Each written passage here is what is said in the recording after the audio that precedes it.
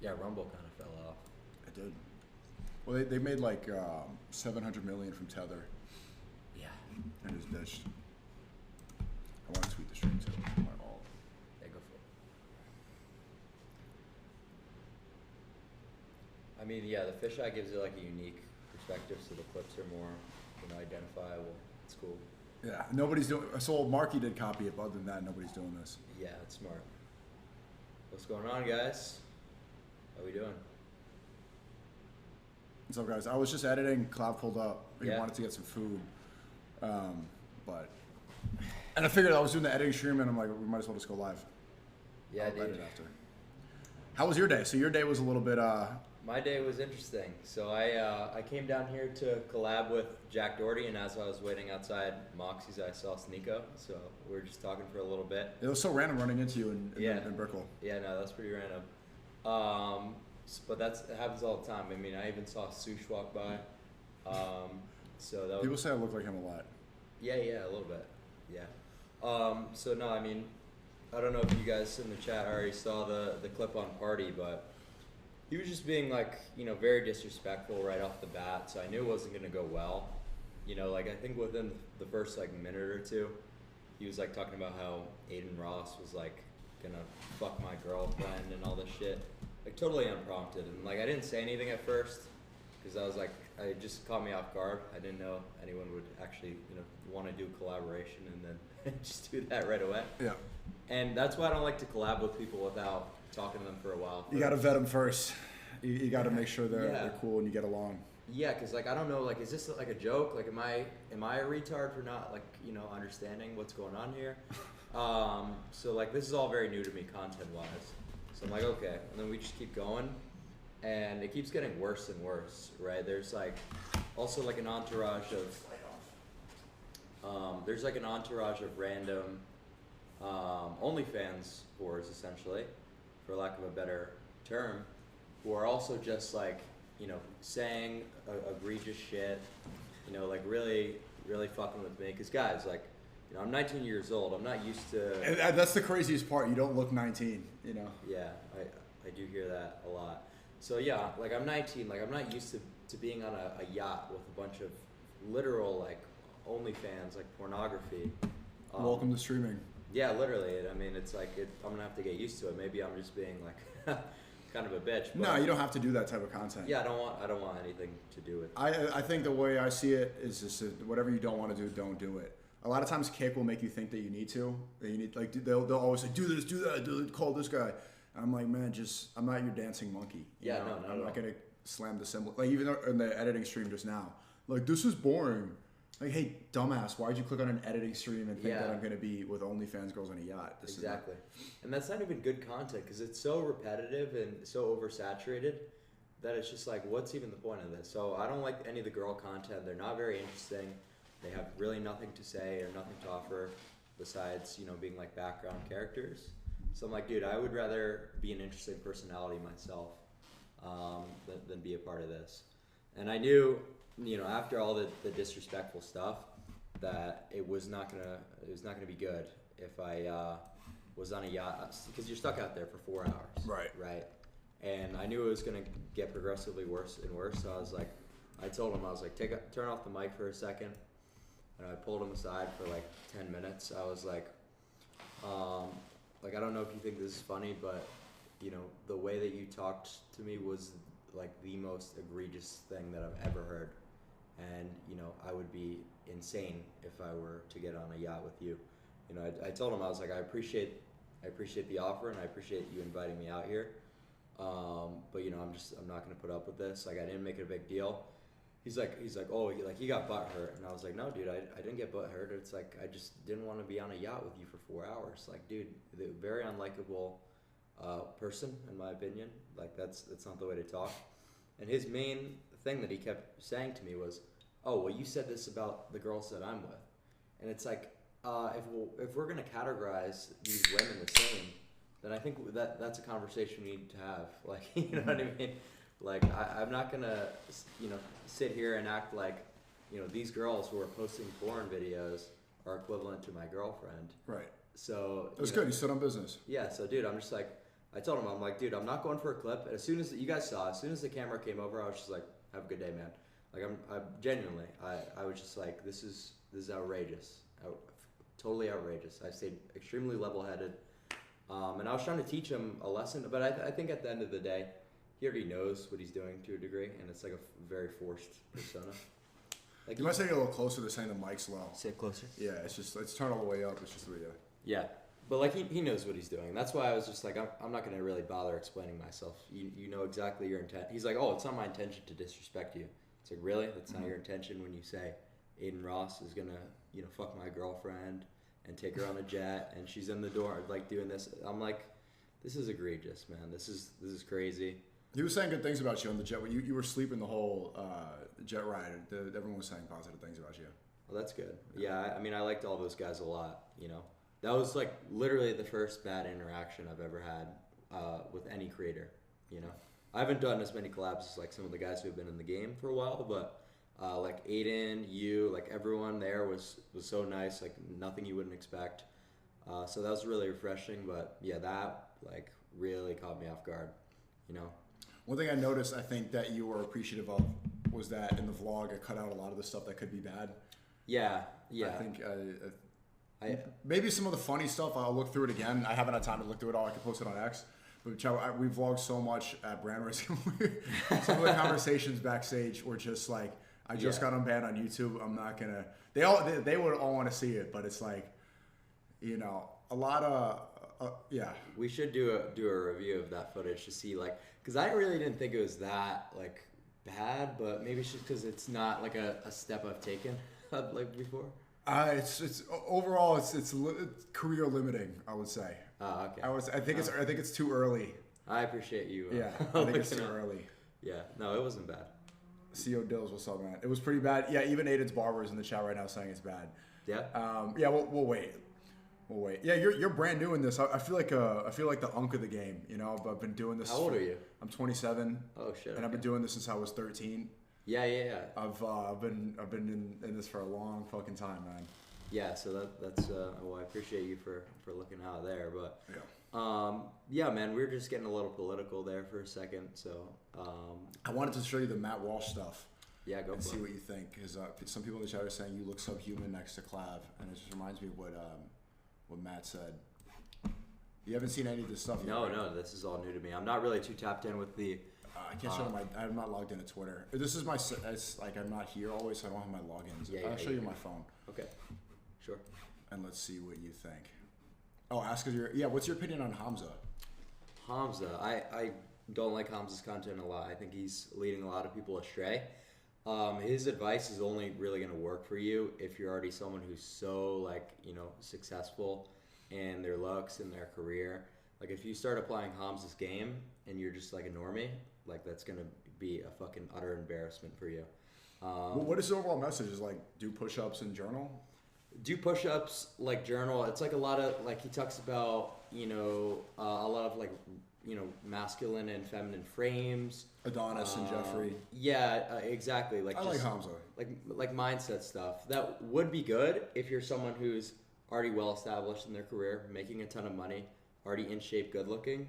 Sure, like that mentality stuff is good, but like if you're just saying this shit to people who are subhuman, people who are working normal jobs, and they start applying this, it really will be embarrassing when they spend all this effort, they put in all this time, and the results are nothing like promised by Hamza. Hamza is a multi-millionaire off social media. So sure, if he is confident, sure, when you have millions of followers and you DM a chick with all your confidence, it's going to go a lot different than his average viewer, is what I'll tell you. You know what I don't like? I like self-improvement stuff, and looks maxing. It's good to care about your image because a lot of guys think it's stupid or a waste. Mm-hmm. So it's good seeing people do it. I think the journaling thing is dumb. Mm-hmm. I think it's just you found a word to say writing in your diary. Mm-hmm. But for men, like you should write with a purpose. Like if I'm gonna write something, it's going to serve a function. It's gonna be for a video, a commentary. But like writing in your little diary every day, and not to diss it, like I like Hamza and stuff like that. But like I've met people who do the daily journaling, and it gives you the illusion that you're productive and you're not doing it. Like I ate an egg today, So Yeah. fucking what? Like make some money or create something and just. Yeah, exactly. I mean, I really doubt like the average guy has something worth writing down more than once a week, right? So Yeah, what are you gonna talk about? It's so ridiculous. Yeah. Just journal. Well, it's like because that kind of almost makes me think you're like forcing yourself to, be introspective, and the conclusions you come up with are not going to be good because it's forced. You don't need to write this down. Sure, maybe if you have like a really like insightful idea, all of a sudden write it down. What I usually do is just record myself like talking about it if it's something actually worth a shit. But then again, it's very rare you have something worth like noting, and to force yourself to do that. What's your workout routine? So I work out every day. I mean, I haven't for the past 3 days, but I do push pull, right? So I'm doing No legs. well, it's part of it. So like on the push days, I would be doing my quad extensions. And on the pull days, it's the hamstring curls. Okay. So it's just that. It's literally just chest, shoulders, and triceps, and then back and biceps, alternating.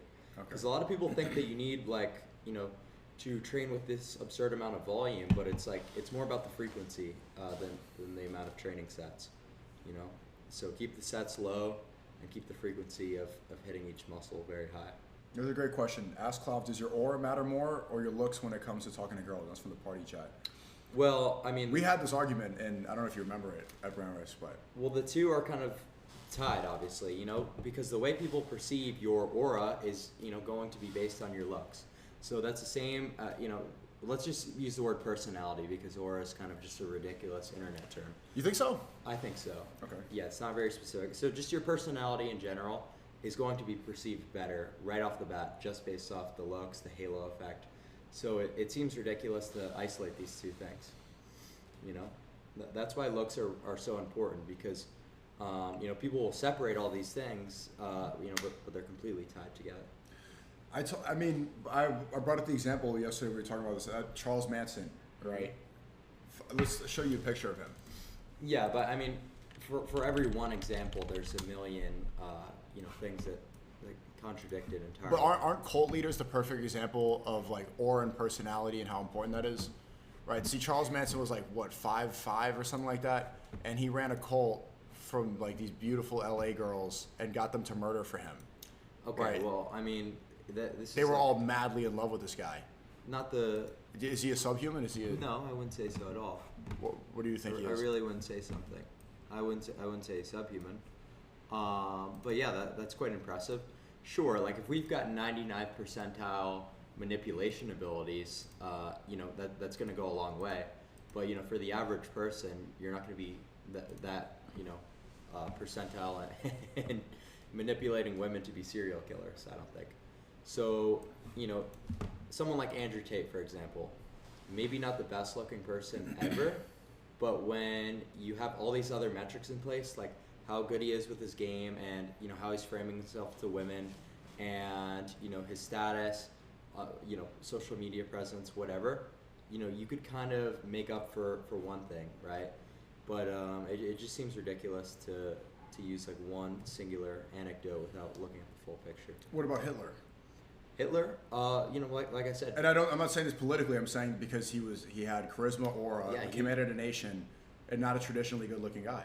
Yeah, he was able to captivate an entire country just based on his speaking. But I think a lot of that's to do with like his mannerisms and like how fanatical he was, the times. These really extreme examples, are these like really going to be applicable to most people? It just doesn't seem. Okay, so for the average person, looks is more important than. Absolutely. Than aura. Yeah, it's the most important metric. Yeah, and the two are interconnected. Mm-hmm. Okay, and what's the best way that the average person can get to the next level immediately? Well, you look at like the obesity stats in America, and the average person is just so egregiously overweight that you can't even really start to analyze what's wrong, what are the flaws in their looks, until they lose a substantial amount of weight. So just for the average person, getting to like 10 to 12% body fat is going to put you so far ahead of the average person that it's going to go a long way. And that's really not that hard. With stuff like the GLP-1s, Ozempic, it shouldn't be too challenging for you to get to 12% body fat. That seems very realistic to me. But Miami, you've seen the guy with the sleeve tattoo, you know, an old dude with like a really beautiful, bad, big booty Latina, right? Mm-hmm. That couple's all over the city. Why does that happen? Well, I mean, status and money are certainly real, right? That'd be a complete clown to deny the status pill, that you can't pull women based on, all these different metrics. I'm just saying that looks is the most important one. You know, you have to come with the full package, obviously, or come with nothing at all these days, because it's a very competitive dating market. That's how I think about it. Yeah. We could go through a million different examples of, you know, how did this guy get this girl? And there will be like weird circumstances sometimes. But I think, you know, if we just say things as an overall look into, you know, how things are, looks are the most important. What do you think about tattoos? I think tattoos are low class, degenerate. They make you look like a thug. Yeah. You don't think? I have a lot of tattoos. Yeah, I mean, it's not something I would ever consider. Right. Yeah. No, I see that. I think they look worse on women. I think they can. Oh yeah, no. Some could look tasteful. Yeah, I mean, some people have like the phenotype, like the look. You know, it's like super tan, like roided up. You know, with rocking the tattooed arm sleeves. Sure, but you know, the women that you're gonna attract based on like this SM, you know, you're putting yourself into a whole nother. SM what? Like based on like the SMV. Oh right, like, sexual market. Yeah, increase of like getting tatted up. You're really like changing the women that you're going to be attracting to a high degree. Okay. You know? People are saying, well, what's my PSL score? I don't really like to do the whole rating thing. I think that's really like shitty and retarded. Like okay. I saw you talking about that too. Yeah, like, but people say like, yeah, no. I was wondering if you're going to get upset about that, but that's just my genuine not at belief. all. Okay. I mean, I would have to recall what you said exactly in the clip. The chat was saying Clav, Mog, Sneako, Clav, Mog, and I said, yeah, then go suck his dick, faggot. Then go fuck him. Like, what does that mean? Well, yeah, I mean, it just doesn't really matter. It's like there's a million people who mog me, so it's like, what are we gonna go through each one of them and like say this or do like a rating? It's like I know I have to improve. I'm sure you know you have to improve. It's like I'm not really gonna base that off of one singular individual. It's like I think it's fine to put yourself in a percentile. Like, hey, I'm around the 80th percentile in terms of looks, and I want to get here. That's fine. But using like these individual examples, like rating your friends, it's not something I have to do. So what does PSL mean? It's just like a scoring system based on like the LooksMax forums. Like it's 3 LooksMax forums that. Okay, is that on Reddit, 4chan, or is he? No, all forums that got taken down. Oh. Well, how come? Well, do you know like Elliot Rodger? He was on there? Yeah. I knew it. I knew that guy was there. Well, so he was a poster on there, and yeah, we were talking. You forgot. I talked about Elliot Rodger. I brought him up a little bit. Yeah, I do remember bringing that up. But no, so he got those forums taken down, or one of them. Okay, so he was active on there, and then he shot a bunch of girls, and okay. He actually didn't. He actually shot half of them were guys. So it was kind of just he was just spur, like he's insane. So he was lied about. Yeah, and that's kind of like those types of people really can just ruin a community, because I like to think of myself as pretty logical about it. I know it's like something I could use as a driving metric or whatever to improve my life. But when you have guys like doing mass shootings and taking it to that level, it makes me look fucking insane for just realizing that looks matter. Mm-hmm. So it sucks. Okay, please. This guy keeps spamming Clav. Does the dick pump work? It does. The dick pump works. No, it doesn't. Yes, it does. Yeah. When you fill up a vessel with edema, you're stretching out the ligaments. Wait. I don't get. So what do you pump it up like what is it? Just you have suction, and you're using air to draw pressure and expand the ligaments and all the tissue. So over time, you're going to get more size. You could make a lot of money selling these products if you sold it. Well, they're already all out there, so okay. You guys could all get that going. Okay. They're saying, how do you think I can improve? I mean, I definitely don't think you should rock the buzz cut. Grow out the hair? Yeah. I think that's what they say every day, so maybe I think they're vindicated. Yeah. They shit on the bald look all the time. But I feel like you also did that to a degree for like, you're making a pivot in your content a little bit, right? Like you're trying to go back to some of your older stuff with like the more cinematic stuff. That's true. I think I like to have different hairstyles for different eras. Yeah, exactly. So that's like a totally different thing. And, it doesn't really matter too much. It's more about the face than, but that's a good way to frame, your skull. Should I get the double chin surgery? No. I always tell people who are influencers, it's like absolutely not.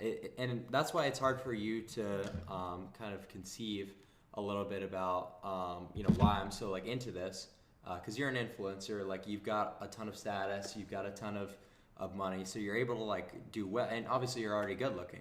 So there's no like this stuff doesn't really resonate with you because everything is going so good. But imagine if you were just like a normie who's not good looking, you might think about it a little bit differently. So you kind of have to empathize with different perspectives and put yourself into their shoes to figure it out. So you care about the everyman. Yeah, absolutely. I think you do actually. To be honest with you, why not just continue mogging? Why help out other guys? Well, I like to think of myself as empathetic, and I see how treacherous society can be for the everyday person, and I've been the everyday person, and I never will. I'll never forget that. I'll never forget what that feels like. Sucks. Average guy. It sucks to be the average guy. Yeah, absolutely. It's the worst shit ever. Like I could absolutely do like the most narcissistic thing now that I have like Instagram followers, and I could DM chicks and I look better than I do, and like be fine and be like, oh yeah, and sell people a million different copes like Hamza. But I just remember what actually drove me to my success was improving my looks. So do you have pictures of what you look like before you started looks maxing? Yeah, I do. I could can I see? Yeah, I could pull some up, some transformations. I was someone with horrendous acne was my worst thing. Did you take Accutane? Yes, I took Accutane. Man, you tell me, that changes your hormones too. You're like... Yeah, I was on a little bit of everything, to be honest, growing up. Test at 14 was like one of the first... How do you even get testosterone at 14? I just ordered it on the internet. Oh, yeah. Dark web? Not exactly. You could just buy it on the ClearNet, but I don't like to talk about like the sourcing too much, you know what I mean? So I'm trying to figure out if I could pull up. Test at 14. Well, maybe we could find this in a little bit. It's a little far down my page. But I was just like horrendous acne, severely over... Doesn't TRT make the acne worse? Doesn't it exacerbate it? It does exacerbate it. And I didn't really know about pharmacology and what I was doing at all when I first started. So it was kind of just like a slow development of me figuring things out and eventually realizing like what I needed to do to not have horrible acne while I was using anabolic steroids. Because right now I'm just on TRT. It's more of like a lifestyle and like energy thing than like trying to get like a roided up bodybuilder. I just want like a little bit of exercise on. That's why I wanted to take TRT for that. Like I don't want to look like a Miami bodybuilder. Or I just wanted the cognitive increase, the energy increase, sleep. All that. She seems like you see that you're like, this is like pretty. Oh no, I don't know. You feel substantially better, but it's a bit of a commitment. Like in terms of you're gonna have to be on steroids if you want to do them properly for forever. But I just think what I always tell people is why wouldn't you want to be on something that's so good and so beneficial to your life forever? It doesn't make sense to me to see it any other way. And what you're fighting against when you're on the endocrine system is these outside forces who are putting plastic contaminants on all the food, all these endocrine disruptors when you touch your receipt at wallpaper. It's like you're not going to be able to beat these environmental factors. It's a losing battle for any man who's on the endocrine system with the testosterone level decline. That it's like, why would we not just use the tools that are at our disposal? It seems so ridiculous to me. I'm a huge science guy. Really? Yeah, so absolutely. And I understand there's like a lot of, skepticism of like mainstream industries, like, because of the mainstream media being so dishonest, that they kind of apply that to science and all that kind of stuff and researchers when it's just really not the case, People are asking, are you going to be infertile? Do you worry about like having children? So right now, I am infertile, but I'm not able to have a kid right now. But if I wanted to, there's a protocol I can put in place to be immediately good again. Wait, why are you infertile right now? So it's just like a negative feedback loop when you're not needing to produce testosterone anymore because your body realizes, okay, we're getting it from an exogenous So you're not producing source. any testosterone naturally? No. None? No. I'm not taking TRT, bro. Well, how do you think it works? You just don't. Your body realizes we're at a certain level we don't need anymore, so it stops reducing it. So how do you fix that? How do you have kids? You just take something that signals your brain to restart the production. You stop taking the testosterone, your levels start to diminish. You agonize the receptors, and then your body just starts producing it again. So have other people done that before? Yeah, dude. Like the chance of being completely infertile is like 1 in like 100,000. You should freeze some sperm. You've got to do that before you make the commitment. Right, but next time, like unless you yeah, you could do the that. Next reset. But dude, like the odds of going permanently infertile are so egregiously low that it's not really necessary. So everyone's saying it doesn't work like that, but they're not. They don't know. They're not well versed in pharmacology. Okay. So that's not how it works at all. And we could look for examples of who's actually going infertile. It's all people who are using trenbolone that has like long acting. Yeah. Have you ever taken Tren? I have. Yeah, I took Tren earlier this year, but all my hair started falling out, and it made me a little crazy. So. What, crazy, like emotional? No, dude. I mean, I was just like, I was working as a security guard at the time, so just like anger issues and stuff. Oh, okay. That's a traditionally black job, the security guard. Yeah, definitely. It definitely is, but I lived in like a relatively nice area, so. Oh, okay. Yeah, that kind of. Wait, what was the craziest thing that happened? Like that you did? Why did you go crazy?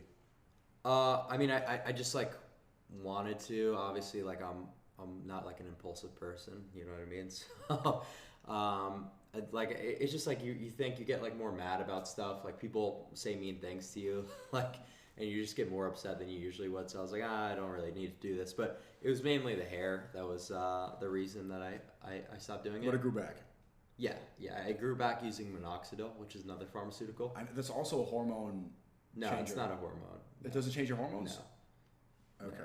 It just helps with like blood circulation and stuff like that to your hair follicles, and starting up new growth. So, minoxidil is very safe. It's commonly prescribed. Really? Yeah. Oh. Absolutely. People gotta get on. Finasteride is what changes your hormones. Yeah, so it's a DHT blocker, but DHT is only a hormone that's necessary for you as a man when you're developing, like when you're going like through early stages of puberty. Once your dick stops growing, there's nothing that DHT is going to do for you. Besides, so what are the downsides of that? So about 1% of finasteride users have post-finasteride syndrome, where it slightly lowers their libido and gives them like some sexual. My friend said that happened to him, like he wouldn't get horny and he couldn't fuck his girlfriend. But a lot of that is it's all acute, so it's all when you're using the drugs. So if that happens to you, if you're the 1%, then that's only going to be while the drug is active in your system. So it's not that big of a deal really. And what I always tell people is, if you have no hair, you're not going to have anyone to use this fucking libido on, and the odds are so goddamn low. It's a lot of people giving themselves like the nocebo side effects, just like they read about the potential libido issues and they trick themselves into thinking it, and I'm just like, no, but it was bad. My friend, it was really bad for him. Okay. I know that's a one case thing. Someone keeps in the chat saying, ask about Tomcat Alley, and I do actually have it here. What's Copliments is what I would call it. Okay, so you need to take TRT. I mean, like, dude, it's all Copliments. Tomcat Ali, like. It doesn't do anything. Yeah, it's. I take a lot of vitamins. I take magnesium, zinc. Well, vitamin E. Yeah, I mean, vitamins are a little bit better, but at the end of the day, it's like people are only going to do so much for their looks and their regimen, and it's like, instead of doing all these copes, like just do things that actually are going to make a difference. Right. You know what I mean? Like if you miss your vitamin D pill in the morning, are you going to notice it? Fuck no. No. But if you miss your TRT, you're going to fucking feel it. Well, you probably won't feel it, but if you miss a lot of them. Right. But what it's actually doing for you, for your body and, for your physique, it's, there's different levels to this shit. Yeah, when I was younger, I used to take Adderall when I started when I was 11. Mm-hmm. And my mom found something that changed it. It was like, oh, it's a natural Adderall.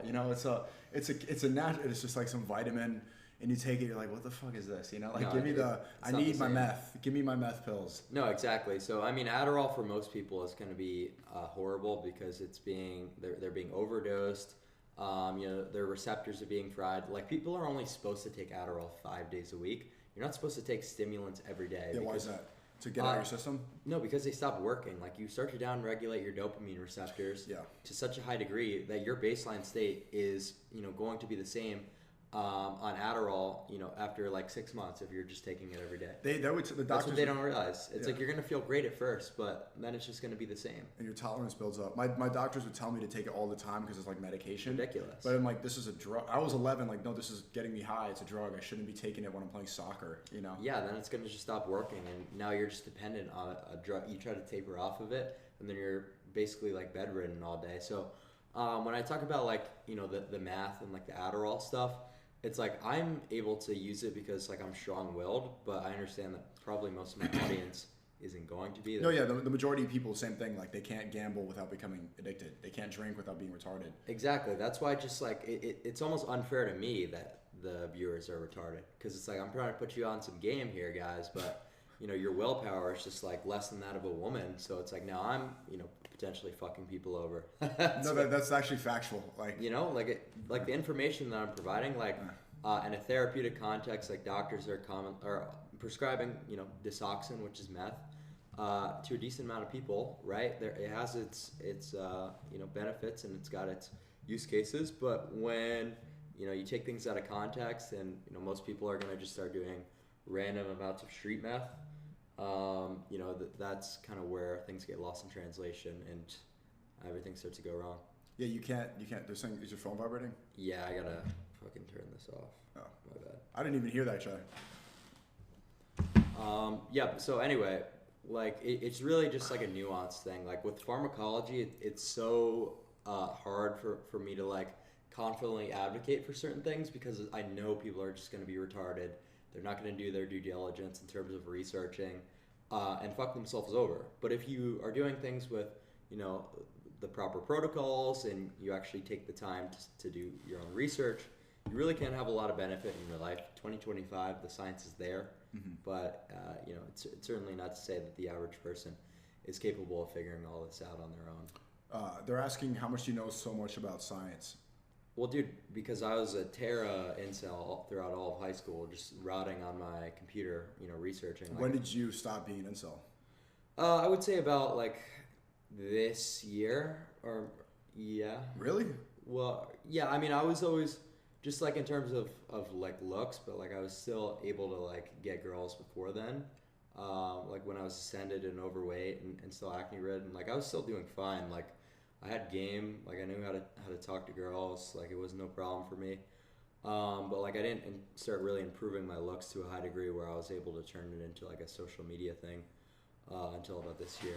But you were, incel is a strong word. Like when were you straight up incel?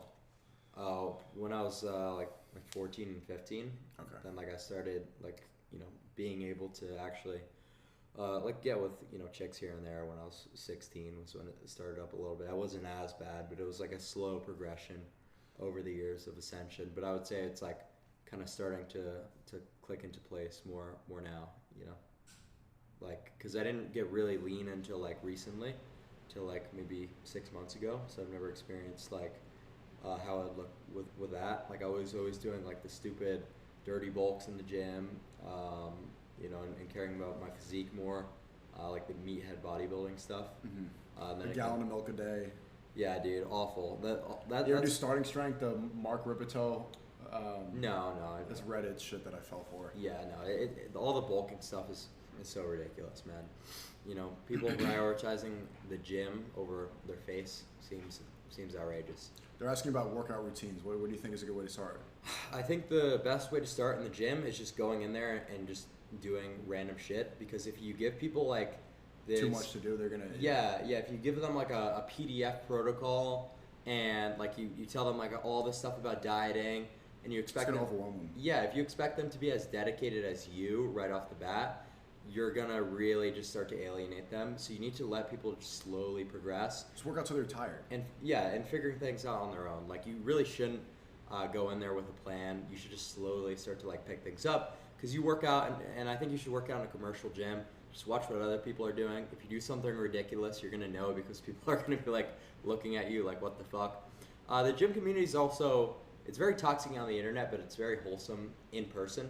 A lot of people offer you advice. Just you know, you can just ask and you'll pick things up. Don't take yourself too serious at first, because the difference as a natural lifter versus using the perfect protocol and just doing retarded shit, like it's really not going to do much in terms of gains in like a short time frame, you know? So that's what I tell people, just figuring out on your own. They keep talking about, what is retard dick? What is that? Retard dick? Yeah. I don't know, that's not... I don't know what that is. I've never heard of that before. Okay. That sounds I'm cool. trying to learn about and someone keeps asking about your SAT scores, but you don't really. I'd say a better question is like, what's your goal with looks maxing? When have you looks maxed? So it's kind of just like an ever evolving thing. Like I don't really. That's why it's called like looks maxing. It's a progression. You know, being looks maxed is never really going to happen, because it's also something you would have to maintain even if you are looks maxed. Staying lean, you know, continuing to work out. So it's more of just like a self-improvement as like a constant thing in your life. So I don't really like think in terms of like, when am I going to be done with this? I think after I'm, you know, finished with my surgery, that'll certainly be like a huge step closer to being done. And Who do you know anybody who actually got that surgery? I do. I know a good amount of people, but Can you tell me? You won't be able to pull up their pictures on the internet. No? No. Because they're private about it? Yeah, I'm like the first, you know. You're just open. You're just an open book. Yeah, absolutely. So I'm like. You gotta respect that.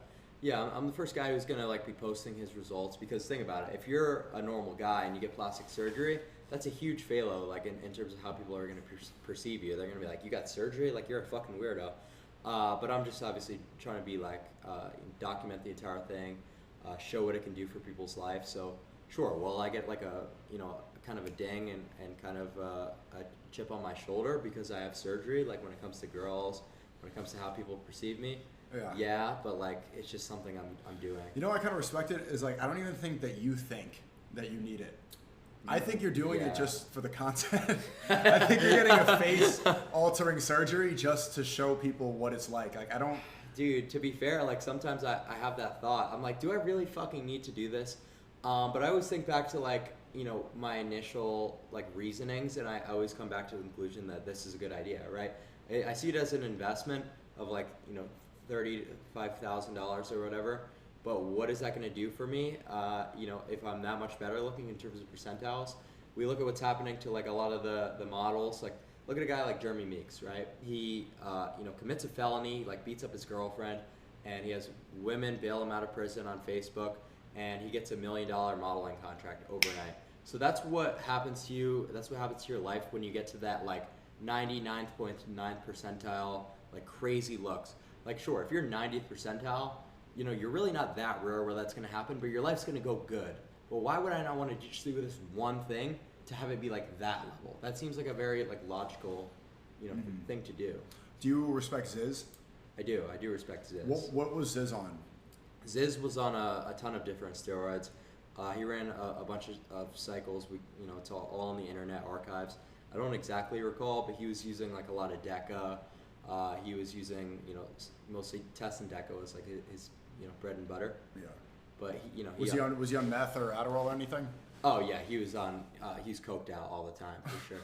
That's the thing about coke is, you know, we actually look at like the mortality rates of cocaine versus methamphetamine, and you would just be in disbelief how much cocaine's way more than meth. Yes, it's so dangerous because you're blocking your sodium channel, right? Which means your heart's not going to be able to properly function.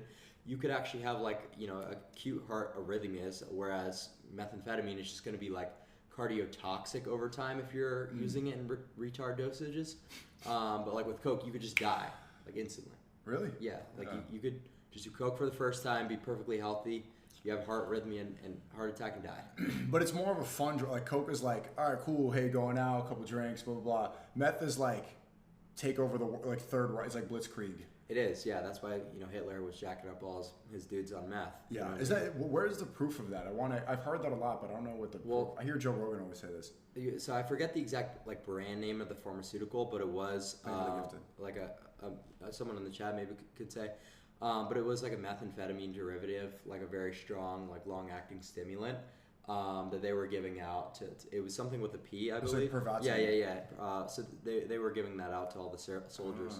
And there's a lot of documentation of, you know, the pharmaceutical aspect of it.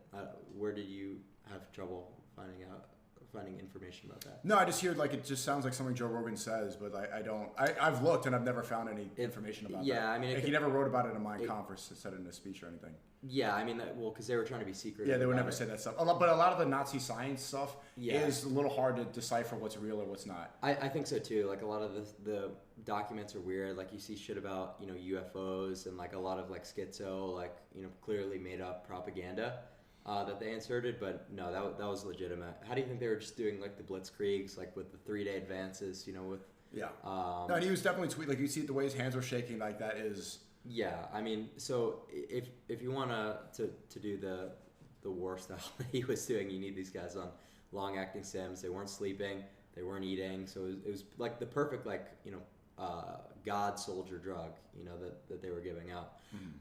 So I get it. Cocaine is like just a short, like 30-minute half-life. You have fun, you're just doing it with your friends. So this is like a little bit different, but you know, coke is like really, really bad in terms of its health profile. You know, you see guys like Dan Bilzerian like having heart attacks all the time. He's a friend of mine. He doesn't have heart attacks. Yeah, I think he had 2 or 3. I never heard about that. I know he's on TRT. He's open about that too. Yeah, no. So when you have like all these different you know, mechanisms in place of cardiotoxicity, you really shouldn't be exacerbating them like with the high blood pressure. I didn't think he's a coke guy. I know he's like does shrooms and stuff.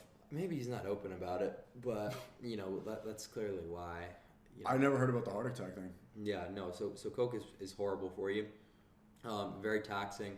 When Ziz is doing all these roids and then the excess. That's to balance it. Excess toxicity. He can't be doing party drugs. It's like one or the other, really. What do you think about the sauna? The sauna, I think it's good, but it's just like, you know, with how much time you have in a day, is it something that you should actually like dedicate yourself to? It's not that like 20 minutes in the sauna. Yeah, but you know, can you have those 20 minutes be better spent to like a looks maxing, you know, pharmaceutical protocol? Probably. I just don't think like, you know, it's necessarily fair to think about these things so like narrow-minded, where it's just like, oh, like the sauna's good, like it has this benefit, but it's like, yeah, but is that really worth like the time investment? Like, and then we start stacking up all these different things. Now you've got like a 4-hour routine that is really not doing much for you. It's like, yeah, just use the sauna when you're hungover. It's like there's no reason to have like a full protocol out of it. I go to the sauna pretty much every single day. Yeah. I love it. It's addicting. I mean, I'm not saying it as a substitute for TRT or meth or something. I'm just saying. Yeah. No, I get it. But that's just my point. It's like. Because you seem to have done a lot of research on science. Like, what are the actual benefits? It's hard to hear. That's another like Joe Rogan thing. It lowers your cortisol. It's got some cardiovascular benefits. So it does have benefits. That's literally just the way that I think about it. It's like, okay, now I have to shower after a sauna, and now I have to do all this. It's just like a return on time investment thing for me. Okay. I just don't see it as worth it. So you don't go in the sauna? No, I don't go in the sauna. But I'm not against it, you know. If you've got the time to be in the sauna, fuck it. There's really no downside. So what do you do for recovery? You don't do cold plunge? Or? I do antioxidants. What is that? Something called glutathione. So glutathione is a antioxidant your body already produces, but I'm just using exogenous sources to have like, you know, a lot of it. Like, you know, like the IVs and stuff, like NAD, glutathione. Yeah. Like Aiden's big on that, but I'm just doing it myself because the nurses like who are doing the intravenous they don't put the right doses and stuff? Yeah, they're underdosing it. They're overcharging. I was paying a lot for NAD and vitamin drip. They would pay like $400 for it, and I felt nothing. Exactly, yeah, because it's underdosed. It's not what you need, and they're just ripping you off. But NAD is like phenomenal at regeneration. So NAD does work, dude. Yeah, NAD is great. Like it's one of the best things. Like you will feel so much better acutely if you're using properly dosed like real NAD, not just like the cope underdosed like IV drips. Yeah, that stuff. So and glutathione too. You know, but both like amazing for regeneration. Like you go out for a crazy night of drinking, like I did on the jet. I got home, pinned all my glutathione, and I was good to go. No hangover. Yeah, no hangover. Yep. So you know that's glutathione. Oh, you just inject it yourself? Yeah, I inject it. Where do you put in your thigh or? Yeah, so I'll do some things into my quads and some things into my glutes. Just anything intramuscular. Okay. So it's really not that bad. It sounds like overwhelming to the first person to like, you know, put a needle inside yourself for the first time, but like we're talking about a small prick. You know, you've been injected with 1 million flu shots. why not something beneficial to you that allows you to not be hungover? So just like what you're getting out of able to just like get over the fear of injection is so much, you know. You're just gonna take your life a whole, you know, long way compared to what you could do naturally. I'm gonna cut the kick stream and just bring people over to party for the rest. I have a couple more things. Sure. I'm supposed to do. I went way longer than I'm supposed to. How many viewers did you have on I don't know. I don't know. It's not showing. How many people are here? How many we got? 4K. That's good. Nice. I never view bot either. That's what everyone's view mad. All right, so the CEO can't get mad at me if the fucking website's down. If he can't. Yeah, that's his fault. Oh, you have a deal on Party? Yeah. That's good. Are you back on Kick? Yes, it's restarting. Okay, good. Let's see. Oh, we're back. Yeah, Party. I don't know. Party's broken right now, so fuck it. We were talking about meth. Yeah, but anyway, so the reason that, you know, I'm not the reason that people are getting screwed with Adderall is obviously the pharmaceutical companies are giving kickbacks to the doctors writing the scripts for a subpar drug versus the pure 100% Zinzetti, dexamphetamine. So if that was just the commonly prescribed thing, if, you know, doctors actually followed science and, you know, actually gave people the drugs that were good for them, then we would have a totally different story where methamphetamine might not be necessary at all. But they're just not giving that out, and that's not something that you could really track down a prescription for. So that's why meth is being discussed right now. They're all saying good boy, good boy. It's just because Party was broken. Yeah, dude, he tried to stream on Party and the fucking site is down, so I don't know what. Maybe that's but Jack was on Party earlier, right? Yeah, but like hours ago. Okay, they're funny. Yeah. Bow down. Yeah, dude, that's crazy that people were saying, oh, Clav got the call, like when I decided to leave Jack Doherty's stream.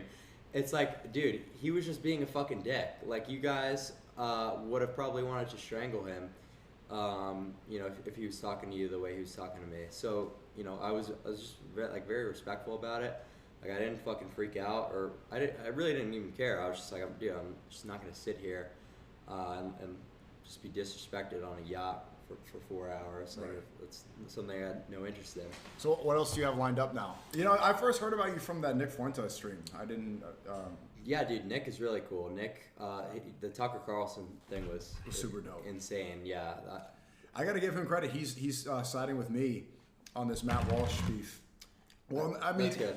No, I wouldn't really describe it as siding, but he's definitely, somewhat. Yeah. Because I challenged Matt to a debate. Basically, I'll break it down. I did want to show you about this earlier. Mm-hmm. Let's see. Let me show you. What type of chapstick is that? Aquaphor. Is there a reason? I use Accutane, so it just dries your lips. Oh, what about Carmax? Is this any good? Same. It really is. Okay. All right. So Matt Walsh said, started here. He was saying. See the reason. I'm always curious the reasoning on why they turn down streams, and it's always just so ridiculous. Well, so first he said he's blaming Mamdani and saying blah blah blah. He's shitting on Mamdani, and I said no. Mamdani won because he refused to sell it to Israel, something you have yet to do. Everybody knows it, and the more you blatantly avoid it, the more people distrust a so-called patriot like you. Where does your allegiance lie, Matt? Mm-hmm. Because overall, I am more disgusted by white people who are selling out their own people than by good-intentioned libtards. Yeah, I mean, like the, you know, blissful ignorance, like you really can't get away with it as a political commentator, right? Because if you're not able to speak on issues and you're just so carefully tiptoeing around things, you know, it does seem outrageous. Because he doesn't like directly always overly shill Israel as much as like obviously Ben does, yeah. But when you're not going to really call things out like in the middle of a war and like be really firm on one side. You're picking a side. Yeah, and it like you said, it would almost be more admirable if he was just like all in for, you know, Israel, because like you're telling people your opinion, even if you're alienating one side. But it's outrageous that he's just trying to like be a political commentator and you know, not really go in on Israel. Yeah, and then he said, my allegiance certainly doesn't lie with third world Islamic communists and their brain dead simps like you. Yeah. Islamic communist. Okay. Yeah. They were calling me a Nazi earlier this year, and now I'm a communist. It's just a random buzzword, you know, like almost spin the wheel type thing. It's just throwing darts at a board. That's why, like, you know, buzzwords, they don't work anymore. That's why I think, like, me and Nick could get away with a lot of what we get away with. Because someone says, oh, you know, Nick is racist. You know, what does that even mean anymore? It's like kind of just a ridiculous. Just a word. Yeah, it's just a word. So when they do that and they call people, like, Islamic communists, it's like, dude, what? Like, what have we been talking about here? I really like Nick's tweet from today where he said the boomer generation gave us a fucked world. And now they're trying to tone, like, after ruining the world, the economy, now they want to tone police us and get mad at us for making edgy jokes about, you know, Hitler or whatever. Yeah. It's like, fuck you, you ruined us, and now all we have left is, like, video games. Yep. And edgy jokes, and you're gonna take this away too? Well, that's why, you know, they're really, like, out of touch and losing everyone on, like, the Israel issue. Like, we look at the support for Israel from the Zoomer generation, it's at an all-time low, and it's because just, you know, the poor optics from the boomer generation. They don't really know how to properly handle things. It's so obvious, like, all the shills, so that they're really fucking things up, you know? So you're a 19-year-old white man. Yep.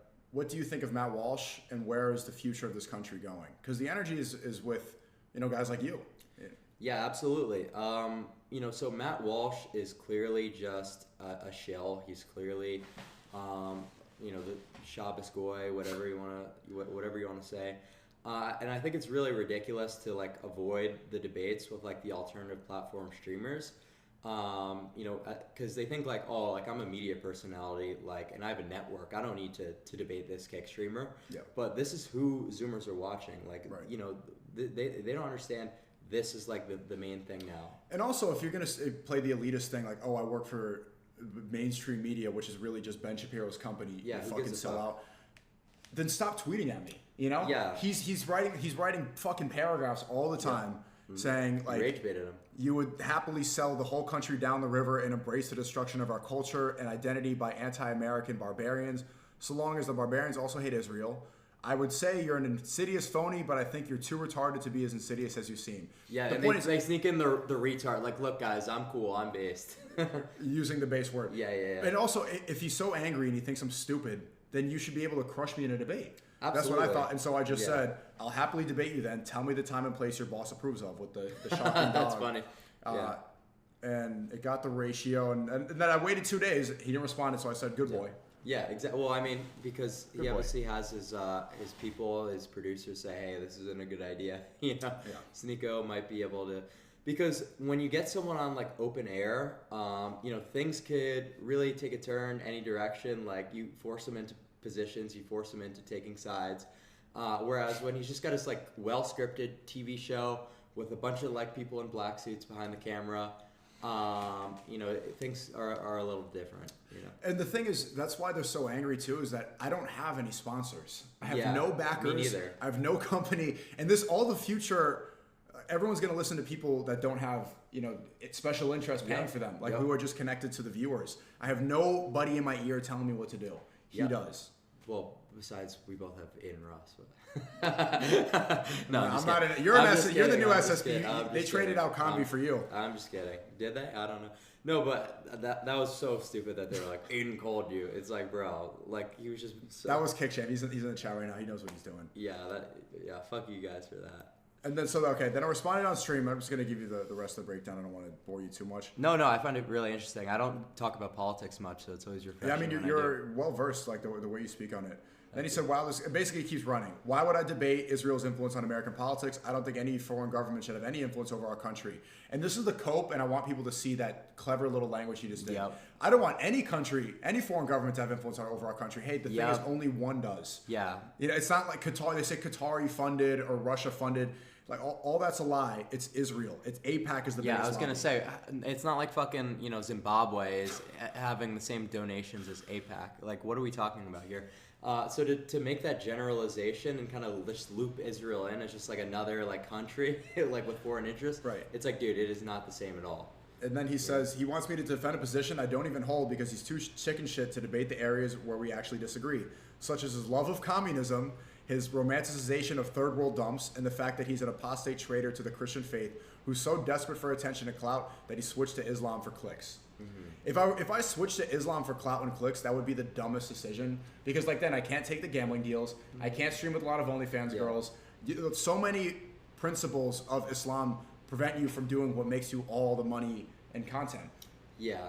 I don't really think it's necessarily the worst thing that you could do in terms of content creation. Like, I do disagree with you there, but I agree with your intentions. I think, like, you know, you could have probably done better without being, you know, Muslim. Like, the gambling shit is crazy. So to miss out on that, yeah. Yeah, no, but for people to insinuate that, like, you did it for clout and clicks, like, that's ridiculous. Netanyahu last month said he's going to pour millions of dollars into propaganda and give influencers $7K to be pro-Israel. Everyone saw that and they said that this is stupid. A month passed and everybody fell for it, right? That propaganda machine is going against people like me. That's the Iraq War. They needed to get the justification of the American people. They needed, so all they did was shit on Muslims. We grew up thinking, I don't know about you, you're younger than me, but we grew up thinking Muslims are terrorists, Muslims are terrorists. Yeah. And then we were like, oh wait, they didn't even have WMDs. Yeah, I mean, they did the propaganda well. Like, they did a good job with that.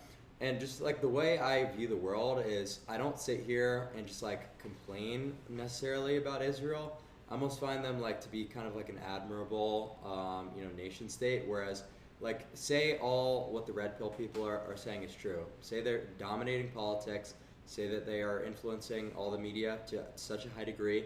It's like, that's almost something that's like, dude, I'm kind of admiring Jews for if they're, you know, doing all this shit. So that's how I think about it. I don't really, you know, sit here and say, oh, we need to fix this. We need to do this, that, and that. I'm just like, you know, I want to figure out how people are this successful as a, you know, ethnicity. You don't think that world? You know, a lot of white people complain and bitch. I think Matt Walsh is like the biggest problem for white people. Yeah, I think guys like him. He starts his show every day and talks about, like, he's appealing to white people who are angry that the population is declining. And he's like, this sucks, and transgenders, and everyone's like, fuck yeah. Okay, but address the problem, right? Why is this happening, and then how do you fix it? Instead of just getting there and being angry all day, I want to see somebody with the solution. Well, yeah, I mean, the whole transgender thing and, like, all that, like, and saying retard, he's just, like, saying what's, like, you know, slightly maybe pushing. What was edgy in 22? Yeah, exactly. So it's, like, people like Nick are paving the way for just, like, being able to say basically anything and still have access to, like, some mainstream platforms. So people just, like, follow his Overton window, because I really do think to a high degree that, you know, he controls, like, the Overton window. Who, Nick? As an individual, yeah. Yeah, I mean, for the longest time, he was the last, like, he was the litmus test. Yeah. Are you going to disavow, or are you going to platform him? Yeah, and when he makes, it's so funny, people hop on, like, these different bandwagons, like Candace Owens will start talking about Israel after Nick does all the work, like, to make it safe and acceptable. So, you know, it's super inauthentic, super disingenuous, and I don't like that they get the credit for being based and taking the position, when it's like, dude, you only did it because Nick made it acceptable and allowed you to get away with it. Yeah, I really appreciate him taking my side in these two, with Matt Walsh and also with Elon Musk last week on stream. What are your ideas about white nationalism and okay? I don't want to ruin your career. No. I don't want to ruin your career. I could say this in a very optical way, because I actually have an answer that I think would surprise you.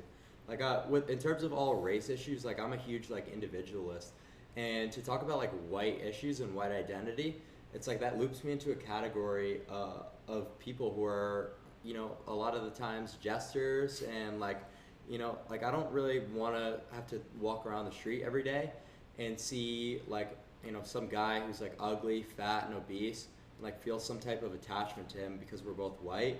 Like, that seems pretty ridiculous to me. So I'm super individualist. Like, I really just care about, like, you know, all these different social metrics, like, you know, wealth, looks percentiles, you know, things that actually matter.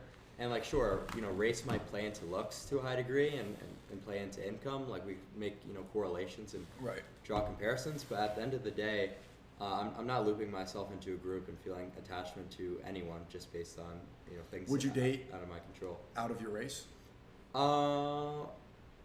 No, I don't think so. I don't. Definitely not. No, why not? It just, you know, there's really not a lot of commonality between, you know, me and people and women outside my race. You don't find, like, Latinas attractive? A lot of white guys like Asian girls. Yeah, it's like it's not really necessarily about attraction, because to actually date, it's a little bit different of a question. Like, would you have sex with a girl of a different race versus like, would you date? Because that's like where it starts to become more about like, you know, cultures and like how you grew up and like finding some sort of relatability versus like, you know, actual initial attraction. So no, I wouldn't date outside my race. It's just like, what do I have in common? Like I wouldn't be able to find that. Yeah, but how much do you really need to have in common with somebody you date? A lot. You think so? Yeah. I mean, I think it's more about how you guys get along rather than what you have in common. Well, maybe on like a superficial like initial, you know, level, but if you actually want to spend your life with someone, you know, it's got to be more than like we get along, like she's nice to me, you know. As long as you guys can mesh together, isn't that what's most important? Yeah, but like to actually be able to do that, I think people underestimate what's required to have like a long-lasting relationship. Like I see, you know, you and Nick sometimes talk about like how, and Andrew Tate talk about what they want in their wife. Like, oh, I just want like a stupid whore who's just gonna like shut the fuck up and do this, and this. It's like, yeah, you can have that, but is that really gonna like work? Like there is to a degree, and I don't know if people want to admit to this or not. Like you've got to have something there, like some sort of like connection. Yeah, that's true. That's true. You know? I mean, like, the relationships that work for me are like, I like intelligent women. I do, and I think for a while I don't think that mattered. Well, maybe I wouldn't go that far. Wait, but isn't that a commonality? You're an intelligent guy. Yeah, but so you do want a stupid whore. No. I don't want that. But the problem is, women just don't really understand the world in like a sufficient way for the intelligence to really like matter. Yeah, exactly. So like I don't really think that like a woman with a high IQ is the same as a man with a high IQ, because maybe emotional intelligence would be more important. Like I like women. Exactly. You know when women can sniff out if a guy's fake right away, better than you. That's what I really value in women. It's like their ability to sense bullshit, or like it's something that like, you know how they can smell pheromones. Like if you just jacked off, then they can smell that your testosterone is depleted and that you just mated. Well, they won't be able to make that like identification, but they'll be able to tell something's different, but they won't be able to sniff it off like innately. It's not. It'll just like lessen your attraction, but they won't be able to know like, oh, this guy just jerked off, you know. No, but it's not like they will detriment you. I'm not saying that they know immediately, oh, this guy just jerked off, but like they're instantly repelled by guys who just it'll make your pheromone, it'll make you like less attractive, but they won't know why. So no, you're absolutely right. So the emotional intelligent thing, I think that's the perfect way to put it. I'm glad you identified that. But no, like intelligent women, like you don't want to be sitting there like, you know, talking about the world with women, because the world for women and the world for men is so vastly different. And I think that's like pretty much the main, you know, difference in terms of groups of people these days is men and women, not necessarily like black people, white people. You know, like men and women today are so like what is happening in the world with the dating market. It's so outrageous, and the schism that's happening with like hypergamy. I don't know if you're too familiar with what hypergamy. Yeah, the top 20% of guys get to date all the women. Right. Yeah. So with how bad things are with like the sexual revolution, there's never been like less relatability between the genders. You know, so that's why it doesn't really make any sense to. Which is kind of ironic because they tried to make us equal. Exactly. No. So they did the exact opposite, and it's very obvious that they've actually made women have things easier than men. How much time do you invest into dealing with women? Not really much. I mean, I don't really think that if you're able to like give a number, it's probably too much, and the time that you're investing isn't going into anything. You know, like I spend time, you know, with women, but I thought I was asking that. I'm wondering if you're one of the guys who think like it's a waste of time to talk to women too much. It's gonna be a detriment. They're gonna yap and all this stuff. You don't believe that?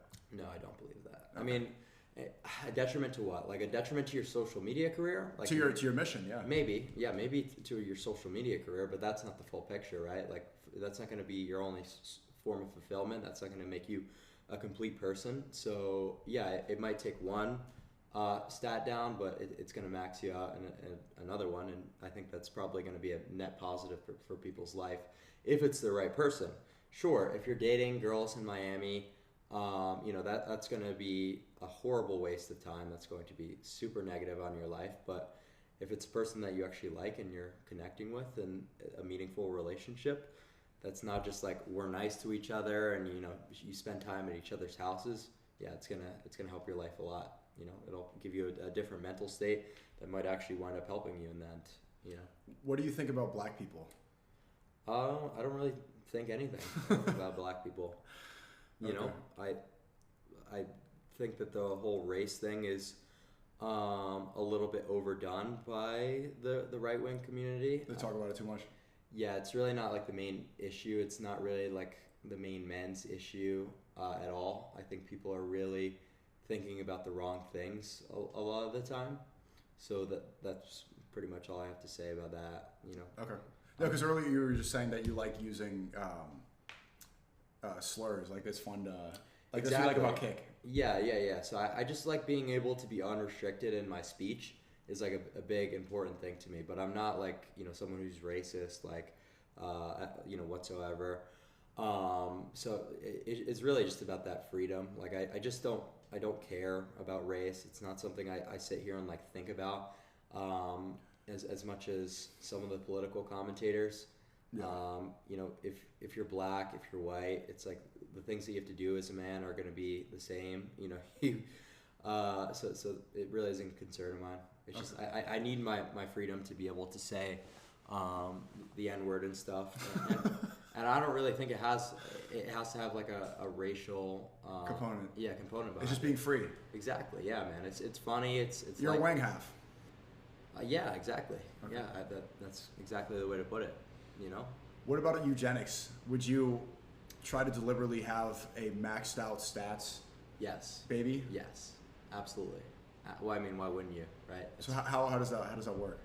Well, that's just like, you know, looking for women with like certain physical traits, like who are tall, who have like wide, you know, clavicles, you know, who have certain like waist to hip ratios.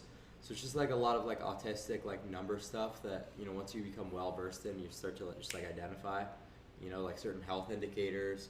You're like, okay, well this, you know, this girl will create like a good physical beast of a kid with me, you know. And to a degree, most people know what those are, but they can't articulate them. They just like know subconsciously.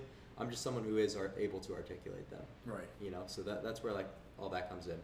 So I think it's important to know like why people are attractive though, like with the facial golden ratios and stuff. What do you think about wiggers? The worst, literally the worst. Like when I see people, you know, using ebonics and doing like the thug, you know, shit. You know, what the fuck are you doing? That's clearly not your culture. That's clearly not something you should be doing whatsoever. I really hate people with improper grammar, people with bad speaking abilities. It's not my thing at all. You know, it is refreshing to see a white guy. You're 19. Yes. Be a white guy. Yeah. You know, like, because every white dude now is trying to be Netspend. And they all dress like a thug, and they try to be Cardi, and they talk like that. Yeah, it's just the war. It repulses me.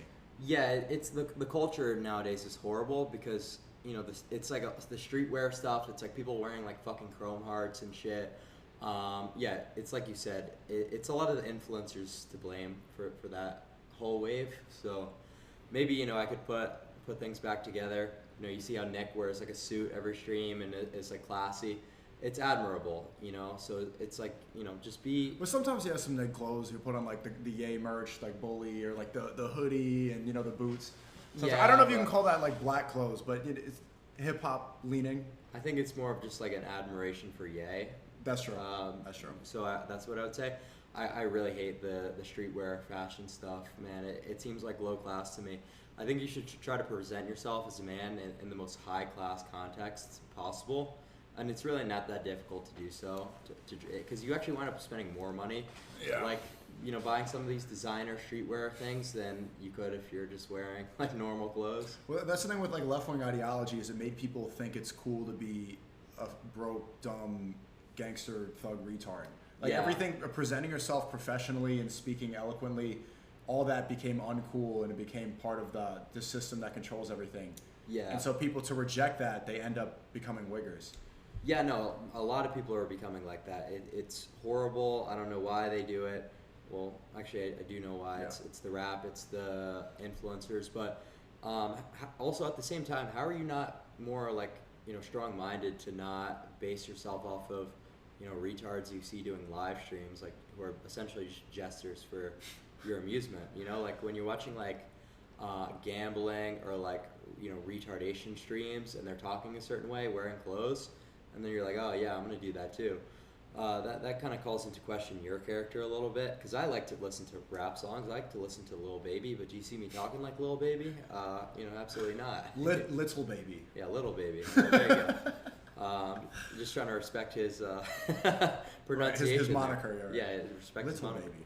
Yeah, Little Baby. So that's what I'm saying. Like, you really shouldn't be copying people you see on the internet. Right. So yeah, man, just try to present yourself in a high class light. It'll go a long way in terms of, you know, first interactions with people. Like the first thing that Aiden said to me when he did the stream was like, you know, he was like a real man. Like he came up, shake my hand, and like that subtle stuff. It's like, it's not difficult to do. It's not difficult to make a habit of, but it goes such a long way, because Right. I guarantee most people who meet Aiden probably just like, you know, did something retarded, like maybe like give him a fist bump and said like, yo, what up, N? Or whatever the fuck, you know what I'm saying? So it's like, if you could just... You could say it here. I'm like, yeah, all right, but well, now I gotta like have a time to work it in. So, you know, just these little things, it really puts you so far ahead of the average person, because the average person has been led so astray. You know? Absolutely. What was your overall perception of brand risk and SSP? Because I do forget that you're not in this world. You know. No, not at all. Like your friends that were on the Nick stream, who were those guys? Those were just my roommates. Oh, really? Those were people that I met on looksmax.org. Oh, really? Yeah, just like people I met over the internet. So we all live together. I still live with them. Okay. So yeah, they're great. You know, very similar to me. So that's why it kind of all worked out. We just all came from like the same community. So very like-minded. Meeting up with Aiden at SSB is nothing like, I didn't expect anything otherwise. I think I got along with all you guys very well. You guys don't really do anything fake for the camera. And that's the thing about like uncensored streaming, is like you don't get caught off guard by people. You know, like you go into pretty much everything with similar expectations. So I think if you like people's content, you'll probably get along with them well. You know, if they're like an uncensored live streamer. Yeah, see, I don't like that reaction. There's some people are calling it gay, but it's like when you meet people through the like most of my friends I've met through the internet nowadays. Like a lot of yeah, exactly. You know, like I met Steezy through the internet, through YouTube, and it's like right. Just because we didn't go on a specific website, it's like all then like Aiden, pretty much everybody that I speak to on a regular basis was through the internet. So. And I'm such like a, you know, different thinker. How do you expect me to find people just based on like my immediate... It's super autistic. Like, I'm not trying to be insulting, but like what the stuff you're interested in is right. extremely niche and like... Well, yeah. Well, I'm obviously neurodivergent. Yeah, it's not like something I think is necessarily a bad thing, but yeah, no, there's no way you're going to be able to find friends like that you actually get along with. Right. Unless it's through like niche internet communities.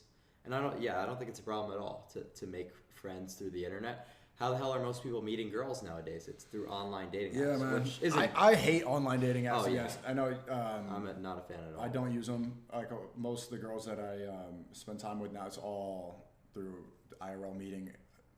I like having that first interaction. The first impression is so important with people. Yeah, it sets the tone for the relationship. Right. Right. I dated a girl that I met on Tinder, and it's like it was always going to be like a low class, you know, fuck buddy type thing. Yeah, you know, it's not going to. And then I met a girl at a wedding one time, and that one went great. Yeah, that's a great. Yeah, exactly. But you know, it's just really hard because how do you know at the same time, like you meet a girl on maybe a non-primitive environment? How do you know she's not just all the same on Tinder? You know what I mean? Right. So it is kind of difficult. You think about it, how many women are actually on Tinder, like what percent, and it really just becomes difficult to compete because this is how most women are meeting. This is how most people are meeting nowadays. I don't think it's right. I think you're absolutely correct about the cold approach thing. But they're still going to be the same people who are using the apps to begin with. True. Yeah, I know you're speaking for the average guy. Mm-hmm. I want to go back to meth Is it long? So I know it's a big switch. Is that a big switch? You know, like yeah. Hey, Tinder, how about meth? This conversation, like in a vacuum, it just sounds so stupid. Well, because people find it so interesting, dude. I do. Yeah, because like Adderall lasts like 3-4 hours. You know, I grew up taking it. How long? Doesn't meth last like 24? It's 12. Yeah, 12-hour half. And do you lose appetite? Yeah. So then, how do you like? That's the big problem that I always had a problem gaining weight or bulking. Well, that's not a problem. That's a good thing. You shouldn't ever want to gain weight. No, but I was trying to gain muscle, and I can't. But you can gain muscle and still be in a caloric deficit. How? Just by maximizing the 2 growth pathways that are going to be conducive to actually, hypertrophy. I thought you need to be on a caloric. No, you just have to be having an adequate amount of protein and getting an adequate amount of carbohydrates to stimulate your training. It's not a calorie thing? So the two kind of overlap. It's where people lose the context is with adding dietary fat into their diet, because dietary fat isn't really going to help you with any growth pathway besides secretion of testosterone, and that's not something I need to be doing. And even if you're a natural, the amount of testosterone that's going to be influenced by your dietary fat intake is so low that for you to detriment your macronutrient profile to such a high degree and have this in your dietary fat, it just doesn't seem worth it to me. You can also, working out on amphetamine is bad because your heart's already beating faster. I'm never gonna work out. Well, back in the day, I'd never work out on Adderall. Yeah, no, there's no reason to, and I don't do that. Okay, so so how do you balance meth like within life? Like, because you have to work out. Well, you just work out in the morning and then dose after. Oh, yeah, you just sold it right there. Yeah, you're right. Yeah, so you just do that. And you're able to sleep at night? Mm-hmm. Very well. Do you take anything to sleep? Nope. Just circadian rhythm maxing. Going to bed at the same time goes a long way for people. I see an absurd amount of people thinking they need prescriptions like Xanax and benzos to be able to fall asleep. And it's like, if you just had a predictable schedule and woke up to the sun, that would literally just do everything that you Are you on meth right now? No. Oh, okay. I'm on no drugs at all. Oh, so you're not addicted? No. Yeah, see, that's the difference. I've never been addicted to any drug. I mean, maybe weed. I was retarded, I know. I smoked weed for like 10 years, and I was like, oh, it's not addictive, and then I realized that it would slow me down. Other than that, I've done a lot of drugs, and I never got addicted to anything. Exactly, yeah. No, I mean, that's just like a willpower thing, to be honest with you. I didn't smoke a cigarette today. They're all saying cigs, nah. Yeah, cigarettes are just, rare occasion thing, and it's not as bad as the vapes because it's actually difficult to smoke a cigarette. Like, what did we have to do at Brandhurst? Like, we had to walk all the way out there. I smoke inside. In New York, I just smoke because I have a good AC thing, so. Yeah, I mean, like that would probably be a bad thing to Now have. I'm thinking about it, now I want one. It's really bothering me. Fuck. Yeah, I mean, nicotine's really good for your cognition, but I think you should just, like, almost switch to, like, the Zyn pouches to not have, like, I do Zyn sometimes, too. Yeah, because nicotine could be good. It's got its benefits. But cigarettes must hit on meth? Doesn't really, like, make a difference. Really? Yeah. Oh. Yeah, like, I don't... Really... No, not make a difference, but just feel really good because the...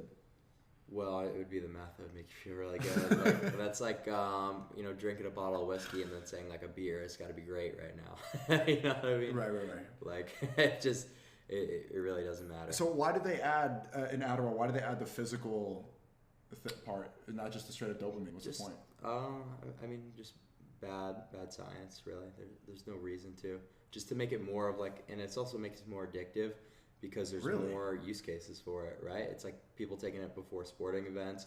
It just makes it more like of a utilitarian drug to take, and they want it to be addictive. They want people to not be able to stop taking it.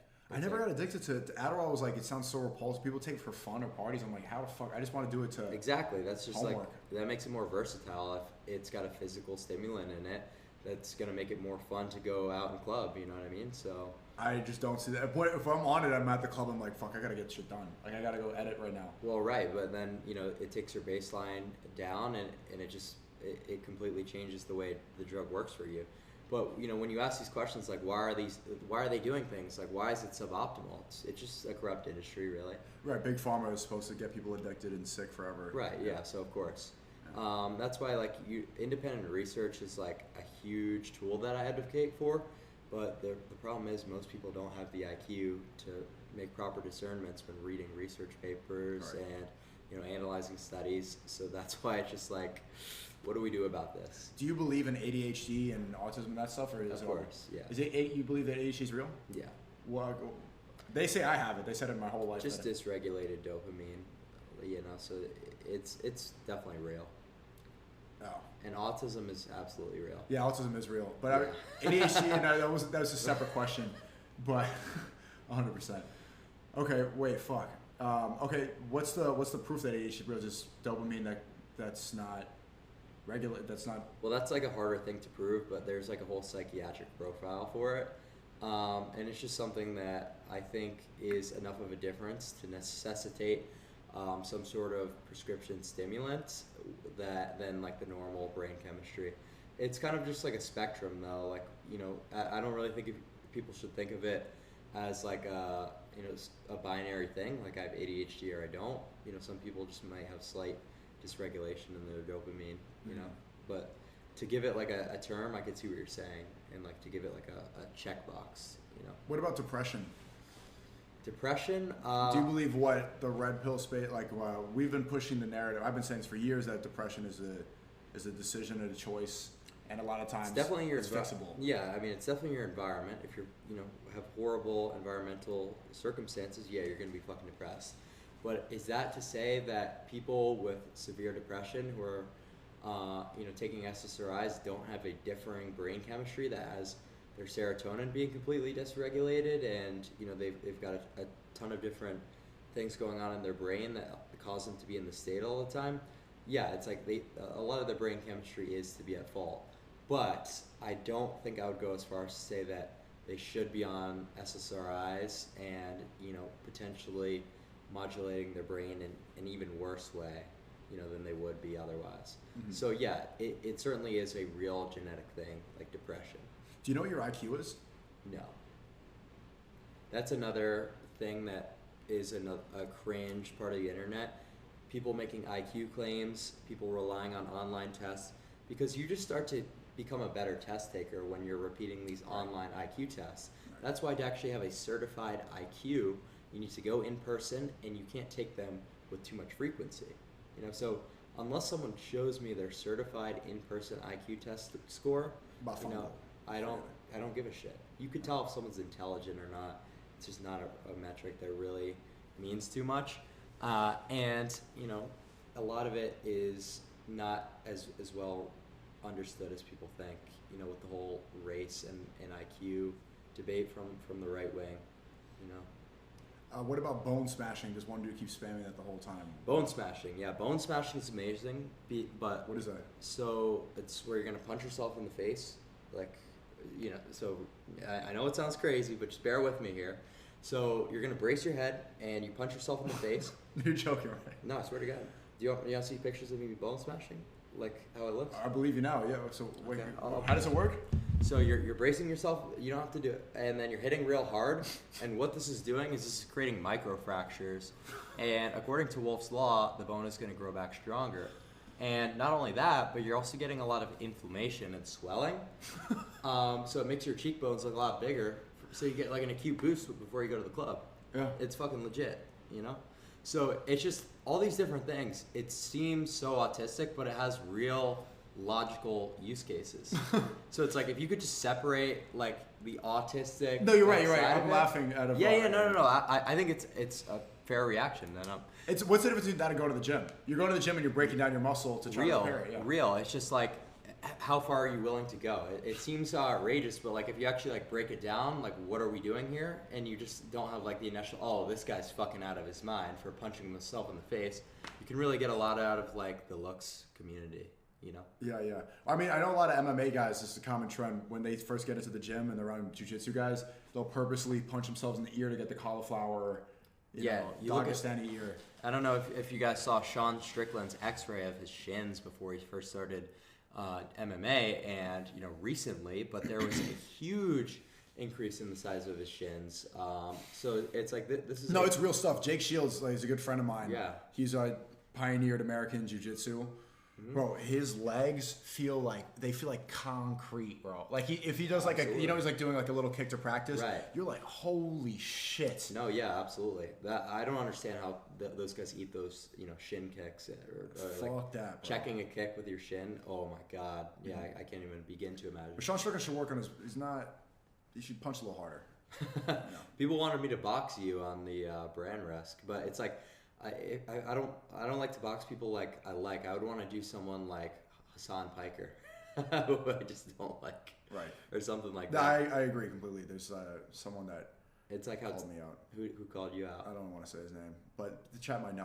Anyway, like that's a guy that there's an actual. Are you an MMA guy? Like you train and stuff? I've trained some MMA, but I don't like getting like sweaty guys on me, so I'd rather just box. Exactly. Yeah. I mean, like the jujitsu thing just seems ridiculous. Yeah, like rolling around on the mats with, I mean, to a degree, it seems very primitive to practice MMA because we're in like a world of technology. Someone's just gonna pull out a pistol and shoot you. In America, I think it does. It's good for cognitive function because having confidence. If we're talking about looks maxing, being confident that you can beat up most people does change the way you walk around and speak to people. Okay, well, I do like that, way of justifying it. If you justify from like a cardiovascular or confidence perspective, sure, I think that's fine. But just on like a pure functionality basis, like fighting people with your hands in 2025 seems outrageous to me. It happens, Oh yeah, no, I mean, It definitely does happen. I mean, look at Jordan Neely, that guy in the New York City train. There was a black guy who was, harassing women, and then he puts him in a jiu-jitsu hold, chokes him out, and he dies. But he was he went to jail. Yeah. No, but then he ended up beating the case. That's a good example of jiu-jitsu in real life. Mm-hmm. Yeah. Well, when stuff like that happens, like I would almost just take the bystander pill, man. Like nowadays, like really, because you help out like all these women who probably like hate you as like a white guy, and then what happens? That's a like, good point. You get your life completely thrown. But then that's how we're all divided. If we just all see each other as libtards and everything, like, shouldn't we try to transcend that and do the right thing anyway?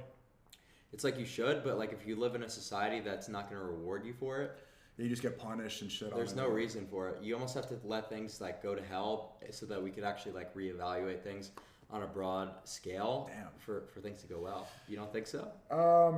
No, I think that's a defeatist mindset, and you need to have people that, regardless of the situation, will do the right thing. Like, even know that the libtard of women still hates you, but just because she's a woman, lead by example, and then show her that this is what men are supposed to be doing, and hope that this is gonna change her mind. Yeah, it's just such a small scale to like ruin your life over, like defending women who hate you. Like if that guy was able to just get away with that scot-free, I think it'd be a totally different story. But I don't really think it's a good idea to tell people to throw their lives away. What about that girl in that Ukrainian girl in North Carolina? Oh yeah, that's like, don't you like? That's just horrible. Shouldn't somebody? That's how more girls like that get stabbed in the train. If white people are thinking, or people are thinking that, okay, I'm not going to defend her. She probably is a libtard. She's a girl. Yeah, no, of course she had like a BLM flag in her college. I mean, look, every girl does that. They're just like dumb. Yeah, well, exactly, Young. And that's why like a girl will ask like why do you not want me to go to this party alone? And it's like because there's literally people that will just like kill you walking around. So that's like the first thing, but what is someone supposed to do in that situation where a guy just like pulls out a knife and stabs someone? That could happen to fucking anyone. Mm-hmm. So it's just you gotta have like all these criminals, like just you can't have them around. You have to rebuild the society as a whole instead of just like advocating for good Samaritans. What would you do if you were president or prime minister, chancellor of America? What would I do? How would you fix the country? What would be your first course of action to fix society? My first course of action to fix society would be certainly like having some sort of military presence in like all the cities would absolutely be something I would do. Saw Andrew Tate advocate for that in London. I think that's a really good idea, but it would have to be done a little bit differently than having tanks rolling around. Just like more of like a low key, just like huge like militia force that's not like really interrupting like the day to day. So I would do that because like the crime is the biggest problem. Like it's really ruining all the cities, and that's like one of the main drivers of the economy. And if you can't even live there without worrying about being killed, you can't even ride transportation. How are you supposed to run a country? And I think there's certainly a lot of problems with immigration, legal and illegal, that need to be addressed. Like I think the H-1B thing was certainly a step in the right direction because it just doesn't seem fair that people are going to these universities paying like. Wait, how was H-1B a step in the right direction? No, the thing where it's like you have to pay $100,000 for H-1B visa. Oh, okay. So I think that was a step in the right direction. Whereas it makes it more of a good idea for companies to hire domestically, hire people who are actually going to universities in this country. Because if you're not allowing people to graduate college and come into a workforce that has some sort of way to accommodate them, you're really going to have a horrible result. You're going to make university not an attractive thing. So immigration is a huge problem. And I think people should stop worrying as much about, the GDP as they should be about, more of the societal and cultural things. I think that, having a lesser GDP and having higher taxes, but getting something like really substantial out of it, well, acutely, it might not be the best thing in the world. Maybe the economy will start to suffer slightly, but over time, things will start to really improve. How are you 19 years old? Did you just hear that chat? Like, imagine someone in the chat was saying, compare this to 19-year-old Neon. I'm like, yeah, like, how the fuck are you 19? Did you just hear what he said? This thing, bro. Thank you. What do you think is the, I'm not trying to glaze, but like, what is the source of that? Like, how the fuck are you speaking this way at 19? Well, practicing your speaking abilities as a content creator, it really helps a lot. I will always just be recording tons of like raw footage. So speaking with eloquence is a huge thing, and just being like well read.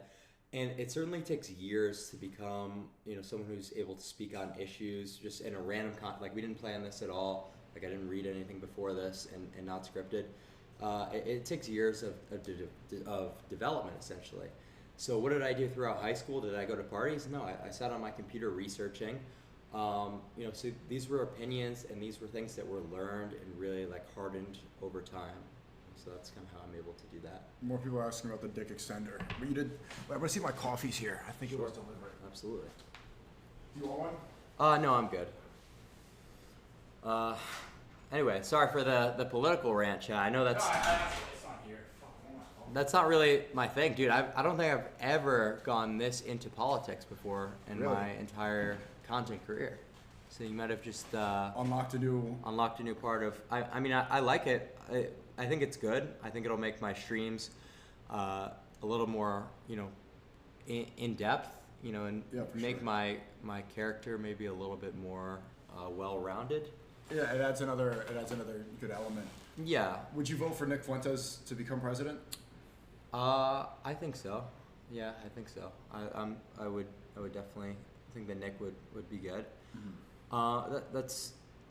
Yeah, I would say yes. Yeah. I'm actually surprised that you showed a little bit of apprehension. Really? Yeah. I thought you would have been more like, hell yeah. Yeah, I mean, it's just, I don't know if I agree with Nick on everything, but I think I agree with Nick on enough to say yes. Okay. I would. Do you recommend getting leg lengthening surgery? For the manlets in the chat, what would you recommend they do to fix their... Yeah, so height? Limb lengthening is the best thing to do because we look at just the average income based on height, and it really starts to increase. Yeah, that's a good point. As you get every inch over 6 feet, it's like you're making like an additional, couple $100 annually on average, which might not sound like a lot, but it just shows that height is a really important metric in the workforce. So yeah, you should absolutely do it. The unfortunate thing is this is not something that 99.99% of people are going to be able to do because it's a surgery that costs between 100 to 200 grand. You're out of work for 6 months to a year. And that's just not going to be realistic for most people. So talking about it, for the average guy just doesn't seem like it's worth the time. I would focus on things that you're actually able to have some sort of a chance in improving. Do you think they should wear height boosting shoes or something, or? Yeah, I mean, you could do that, but at the end of the day, it's just not really like, it's kind of just like a Band-Aid solution. Yeah. You know, so you could do that, but limb lengthening is the best way to go if you can, you know, acquire the resources to do that. But then you think back to the fact of status and money being so important, that if you're able to accumulate that amount of wealth and not be tied to some sort of physical work, you know, you might just reconsider that entire thing, you know, because you're clearly doing social media, you clearly have, you know, some sort of income going for you that's substantial. Then is that, you know, $500 you know, annual increase in you know, income going to be worth it to you? Probably not. So what's the difference in income for short people? Like, what other metrics can point to short people having a worse existence? I can't tell you the exact you know, number that it would detriment you. I can only, you know, recall the statistic for how it actually helps you. And obviously, you know, we could just make the assumption that it would be of detriment, you know. Okay. What about supplements? Do you take any? Yeah, I take a fair bit of supplements. I am someone who's, you know, a big believer in vitamins as well. Vitamins and minerals are really important for people to get, and hitting that micronutrient intake every day. It's just like, the only criticism I had of it before was, you know, apples and oranges versus missing your, you know, your multivitamin versus missing your you know, your testosterone pin. But I'm just taking like basic like multivitamin, like vitamin D type stuff, you know. Okay. Do you take magnesium to offset amphetamines, or is that all cope? I don't take magnesium, but it's not for any reason other than just simple pill replenishment. Like whenever I run out of a supplement, like it'll take me a while before I just like, you know, I'm at the vitamin shop to replenish it, because it's just something that has no substantial impact on my life, that it just goes unnoticed when I'm just like not taking my magnesium. What about mewing? Mewing is really good. So you're not. That's not a. I thought that was cope too. Well, if you think that you're going to develop into the best version of yourself with improper habits, then that's absolutely ridiculous to suggest. So, you know, mouth breathing, doing all this shit, you could have the perfect epigenetics and you're still gonna have a face that's downgrown, have a jaw that's recessed. But the thing that, you know, I want to clarify about mewing is it's really going to have its most impact while you're actually going through that development early in your life. And at the end of the day, mewing is just proper tongue posture. That's where you're... Yeah, what is mewing? I don't even know what... Is it chewing? Literally just having your tongue sit on the roof of your mouth. That's it? That's it. That's literally it. And you do that all the time? Yeah, I mean... And what's the benefit? It makes a stronger jaw? Yeah, just, you know, has your face grow forward versus downward is the idea. You know? Because if you're... right now. Well, it's just not something you think about. It's completely subconscious. And if you have to force yourself to mew, that shows that you have some developmental issues to begin with, like a palate that's too narrow and unable to accommodate the size of your of your tongue. So then we need to look at other solutions like palate expanders. So it's just a good litmus test. Like, do you have to think about mewing, or can you just do it? We're saying call from this. That's not a call from this, bro. Yeah, these absurd like logical leaps. Yeah. The Kick chat, man. I know, man. They love it. Kick is one thing about creating content. You really see how there's different people on every website. Absolutely. Like the overlap is not as much as people think it is. Twitch streamers and Kick streamers are so much different. And so is the community. Like, yeah. I get like so many of these people here are not like normal chatter. I mean, how many people are Love Speech? You can type it right now.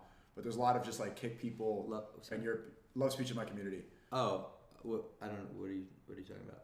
No, I'm asking you how many people are from my community, or how many people are just Kick viewers, or like Aiden viewers, or Cloud viewers. Like you're saying to ask them? I'm asking right now. Okay, yeah. I'm I trying see to what see.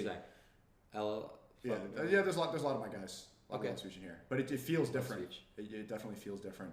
Yeah, I mean, absolutely. It's not a bad community. I think it's like kind of funny, but there's certainly a lot of trolls. Like, you know, they were like brutally doxing like my girl, like as soon as I went on a couple of them stream. Oh yeah. So incels and, you know, people. Yeah, it's just like more unhinged, but like, you know, once you're on the internet for a while, it's just like something that you don't care. Yeah, you don't care if like people are you know, talking the most egregious shit to you, and you know, it's just, you get used to it. Could you be monogamous? Could I be monogamous? Well, yeah, absolutely. Yeah. I think that's Something I would have to disagree with Islam about is the polygamy thing. I don't really think that you're ever going to be able to have these strong bonds and any type of, real connection to a woman if there's 4 of them. I mean, how's that working? You don't have to have 4. Now, 80% of Muslims have 1 wife.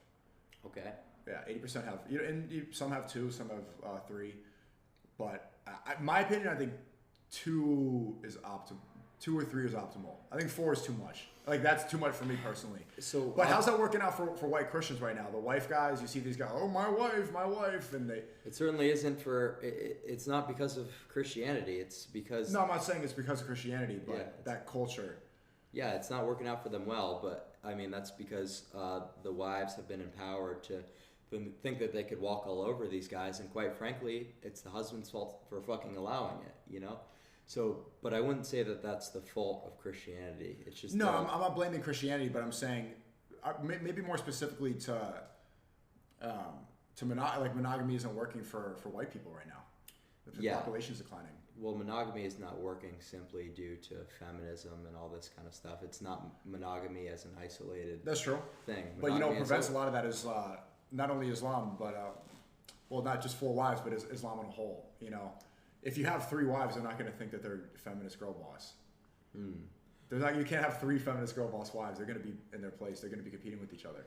Yeah, but it just seems ridiculous to even think this is something that matters, because we know throughout all of history when feminism wasn't a thing, monogamy was ideal. So why not just address the root cause being feminism and female empowerment to do ridiculous stuff. So how can white people fix this feminism issue? Well, it wouldn't have to just be exclusive to white people. How can men fix this issue of feminism? Yeah. That's a tough one. It's not an answer. It would just have to be like some sort of political campaign and mass awakening to hypergamy. And that's almost what I'm trying to do is, I would say that my surgery to a degree is kind of just trying to get the attention of the mainstream to talk about dating more, talk about feminism more, and the differences between men and women. So it's kind of just like, trying to get attention because, feminism has gone so far and the sexual revolution that, you're absolutely right. Monogamy is, fucking people over now. Yeah. And gender roles and hypergamy, it's out of control, really. And it's making men weak-willed, and that has tons of societal implications, That doesn't allow a country to be strong if you've got, the average couple, a wife walking all over her husband. You expect to have a country that's functioning, and you expect to compete with, Islamic countries and, all this kind of stuff. You're out of your mind, So you think, how important is that bond, like that complete, do you believe that stuff like my wife is my best friend type of rhetoric? I don't think so. Okay. I don't think your wife is your best friend. I think your male friends are going to be probably the people that you're able to connect with the best, but it's a different type of connection. Like you're always going to be able to have the best conversations with your male friends and have the most good times and the most memorable times, but like it's more of like a spiritual connection to a woman. So it's just apples and oranges, really. Mm-hmm. You know what I mean? So there's no point. I don't think that's the right way to phrase it. Best friend. Right. It's just a different type of connection. That's what I would say. Okay. But do you think when men start looks maxing and they become the guy that is able to take advantage of hypergamy, should they remain monogamous? Like why? I think you should take advantage of hypergamy. Yeah, there you go. I mean, so you wouldn't be monogamous anymore. Like especially after climbing the ladder to get to the top status. It's like now I did all this, and women have been sleeping around doing their whole phase, being their girl boss. Now I'm this guy, and you're going to tell me to only stick to one? Well, because that's the society you live in, where hypergamy is, you benefit from it as a man who's in the top percentile. So why wouldn't you take advantage? It's fun. But is that going to be the most fulfilling thing that you could do? No. I don't think so, but it probably will be the most entertaining for you and make you feel the most rewarded. But because that's just what the society wants you to do. Yeah, I'm trying to follow the logic you got earlier with like the bystander effect on the train, right? If you see it all crashing and it's going to go to hell, then why not apply that to dating as well? Like, if girls are all feminists and they probably hate you. Well, that's what I just said. I just said that you should take advantage of it if you're in the top. So why remain? Because you're letting it go to shit. But then why remain monogamous? Well, that's just my personal thing. It's just it's not what I advocate for. I just don't think that there's fulfillment in my life personally with like a bunch of whores and stuff like that. Yeah, quite frankly. It doesn't have to be whore specifically. Well, yeah, but at the end of the day, it likely will be for most people. That's true. That's just most women. Are you going to be able to have a polygamous relationship with 5 non-primitive virgin women? It's just not a realistic thing. Unless you're, I don't even know who to use as an example, because it's not something that matters. Yeah, but I would say we can move on after. But if the most fulfilling thing is probably your mission, your goal. It's not even women. Yeah. And unless you're settling down and getting ready to have kids and a family, then I can understand having a different relationship with women. But for the guys that are like climbing and trying to improve, right? Women are entertainment for the most part. Right. And that it does prevent a lot of women from being able to take advantage of you if you see them as, things to, not things, but if they see them as people to just have fun with, it's entertainment. Right. But then we go back to the question you asked earlier: how many hours a week do you spend on women? When it becomes entertainment, it becomes a waste of time and not something that's actually going to, be fulfilling to your goals. If you're constantly spending your time on Tinder dates, that's not productive. But it could be something that is therapy for your soul to have a monogamous partnership with a woman that you actually like and that's actually able to uplift you. So that's kind of where they're a little bit different. But if you've got, your life in order, once your income starts to become passive, and you want to fuck around with a bunch of girls after you ascended, you know what I mean? Who am I to say that you shouldn't do that? How much do you spend, or roughly, maybe you don't want to say this for the IRS or whatever, how much do you spend on looks maxing?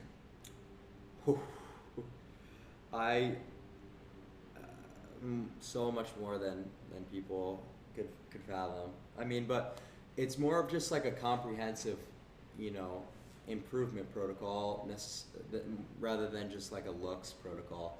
Like, I'm doing a lot of things for cognition that are probably the main drivers for the cost. But in terms of looks maxing, probably just a few $1,000s a month. What are you doing for cognition? A lot of nootropics. I'm really into nootropics. I don't know what those are. What is that? So just things to, aid in like neurogenesis and like upregulate certain, pathways in your brain, certain receptors. Just make your brain function better. Make you be able to focus. So that's something that I like to talk about a lot on social media as well. Yeah, I don't know. Where can I start? I want to start taking it. Those are good for you, right? That's not going to destroy something.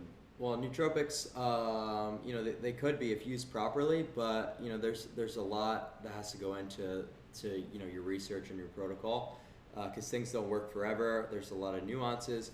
Like, there's certain things that I take, like for example, dehexa, that's going to aid in synaptogenesis, which means you're creating new brain synapses over time, and you're actually able to get a lot smarter.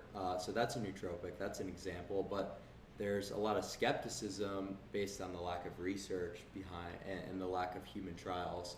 So you could potentially get like something like a tumor in the future if it comes out and 10 years from now that's something that's a carcinogen. So it's like nootropics can certainly be bad, but I think that they're phenomenal. If you really wanted to learn about nootropics, I would watch like Derek does a lot of stuff on that. Derek who? More Plates, More Dates. Oh, okay. Derek More Plates, More Dates, like Leo on longevity. So it's a pretty like mainstream thing. A guy in the chat keeps saying Tonkat Alley is a nootropic. Yeah, technically. Oh, really? This is not something that's going to be comparable to the things that I'm doing. Okay.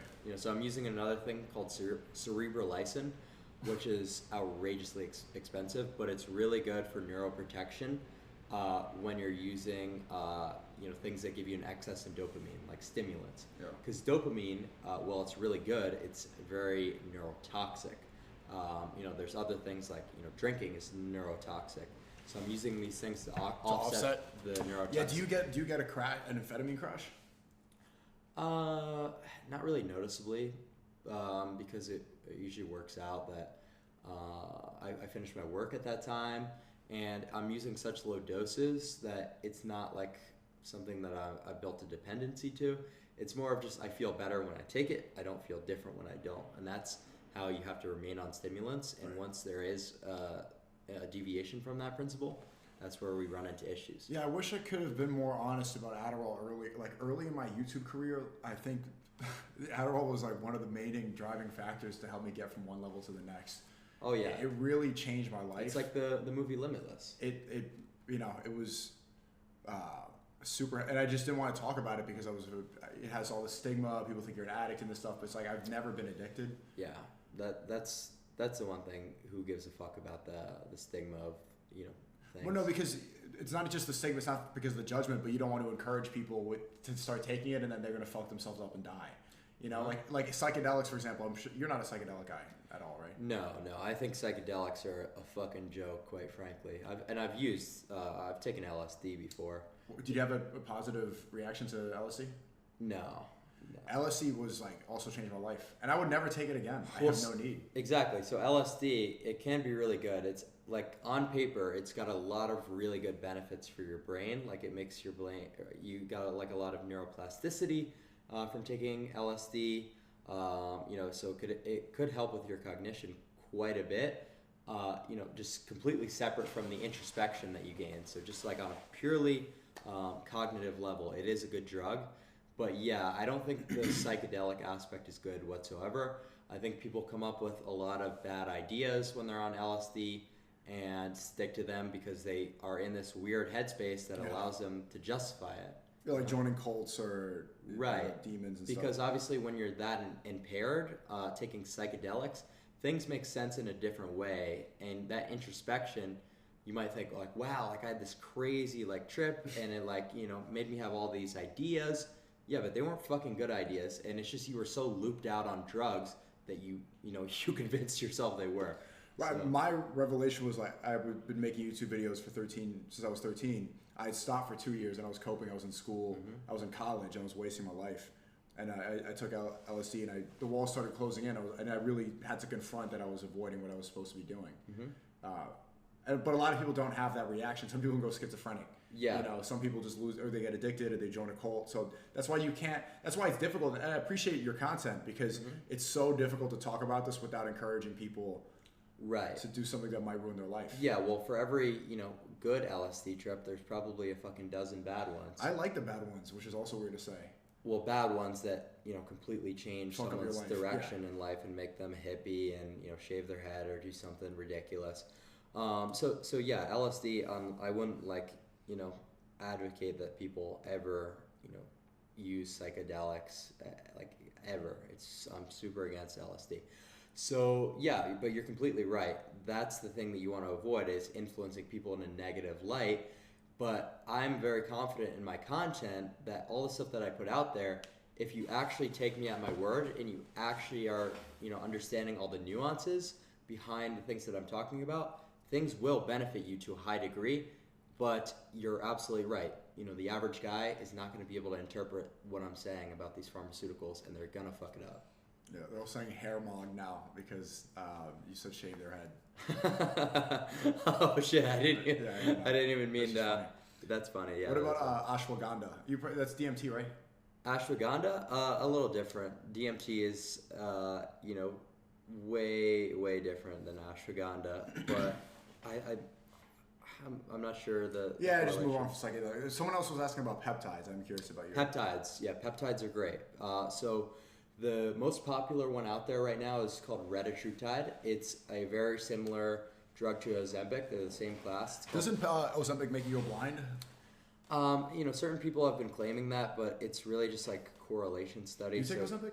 I take a similar class of drugs. It's called retatrutide. So it's just like a stronger version, essentially, that just hits like different receptors. Okay. So this is the most mainstream thing, and people think, if you just didn't consume the garbage foods and you just ate like a carnivore or whatever, you wouldn't need these drugs. But the response that I would give to that is if you've got people so intended on fucking up a society, you're not going to beat them based on your willpower and your resources in most cases, you're not going to be able to afford to eat, you know, these natural organic foods. You're going to be having to eat, you know, the shit that they put in front of you. So you have to just go with the tools that are at your disposal to not detriment your looks in a high degree and to not get severely obese, you know, eating slop foods. So that's why I'm very pro retatrutide, very pro peptide. It's a appetite suppressant, and a lot of research goes into it, and it's been shown to actually increase your lifespan. Wow. Yeah. So it's phenomenal. Peptides are great. They've got a lot of different, you know, benefits, and you could do a lot with them. Did you eat any dinner yet? Are you hungry? I had a protein bar before I came up to your apartment. You're not hungry? I'm all set. Yeah. Oh, okay. I want to get some food in, but I have to finish uploading this video. Well, were you gonna order stuff? Or you want to go somewhere? I'm down to go somewhere. Let's go to Chipotle. We could do that. Yeah. We're not gonna go to Chipotle because now they're gonna know we're going. Oh, dude, I'm still new to this. Yeah, they know we're in Brickell. Fuck, my bad. It's okay. We'll go. I know a good spot. There's there's some late night stuff. Yeah, I'm gonna end the stream. I have to go. I want to finish editing this video. I'm gonna upload a new the daily vlog on SNEAKO. I think we're 6 days in a row. Daily, wow. Yeah, I want to go daily all until 2026. Okay, good for you, man. Yeah. So where can we look forward from? How'd you get your name, by the way? Clavicular. That's based on the clavicle bones. So that's something that is going to be the main driving thing in your what's possible for you in terms of improving upon your physique. Because you could go to the gym for all you want, you could blast all the gear you want, but if you're someone who's super narrow framed, you're just never going to be able to have that presence that someone with naturally wide clavicles will, and they'll never have to work out a day in their life. So that's just the driving factor, is like it's all about the bones, like having super narrow hips, having super wide shoulders like David Lade. That's what's going to give you the good physique. You know, you'll never be able to come close to that without the proper bone structure. So it's like around your collarbone and your clavicle bones. So clavicular was just like I made a bit of a change to clavicle. It's a cool name. Thank you. Yeah, they're all saying IRL, but I'm yeah, I don't know.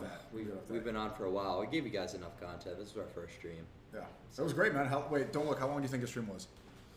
Like an hour and a half. 2 hours. 2 hours. Yeah, wow. That's a good sign. Yeah, usually I can never go more than like an hour without getting bored.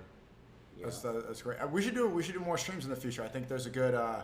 Yeah, this was very well flowing. So yeah, I think there's some good there. Some people are saying you're like a chill Zerka. Yeah, that's what the girls that Jack they were saying that too. Said they said I reminded them of Zerka. He was texting me during the stream. What'd he say? I think he was talking about the Matt Walsh clip. He said, okay. "You are hilarious, funniest clip ever." But he won't tweet that. He'll text me that because he's Well, no, I've been shitting on Muslims a lot recently. I think Zerka's really funny, and I grew up watching him. I actually took a lot of his advice into practice. So he was like a main influence on me growing up. So I'd say that's pretty spot on to say that. Thanks for the gift, Kaja. Do you remember? You said you used to watch my stuff in high school. Do you remember was YouTube or streaming? Well, so yeah, I mean, a lot of it was political stuff, and I remembered seeing back in the day like your cinematic style stuff, and I've seen a lot of your content in actually New York City before I really knew who you were. So and then I knew who you were again after you started being more like red pill and political. Yeah, it's a lot of people. Would you do something with Zerka? Maybe you could revive. I would, but I don't know if he's really making content anymore. No, not really. But I think it could be interesting. It could be interesting. Oh, and in high school, I mean, that wasn't even that long ago. So I graduated last year. So I would have known about you, I think, well before then. Yeah, when I was in elementary school. Damn, I'm fucking old. I started, I think, watching Nick streams from time to time when I was in 7th grade. So I found out about him during the Groyper Wars in 2019. Yeah, that was with Charlie Kirk against Charlie. Yeah, those were 6 years. The funniest stream I've ever watched of all time was when he was reacting to the Charlie Kirk sit down. Of all the Groypers going up to his live Dancing Israelis clip. Q&A, that was like the peak of like social media because it was like so different of a time in 2019 what was socially acceptable. Now it's like that wouldn't really be as funny because there's so much outrageous shit on like uncensored platforms. Right, we pushed the boundary over to Windows way further. That was like something new. That was something unique that I had never seen before. Yeah. That was like really funny. That is a great clip. I wonder how that guy's doing, man. Shout out to that one Goiber.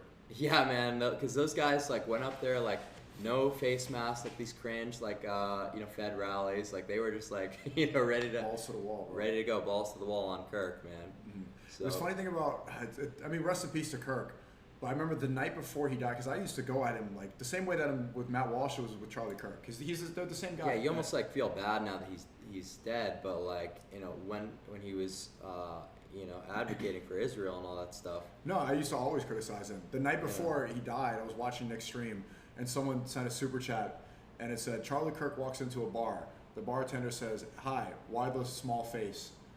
And then he's dead, and then he dies the next day. I'm like the night before, I'm laughing about a small face, and then yeah, that's exactly, man. That was so shocking because I was with Danny Mullen. I don't know if you know who that is.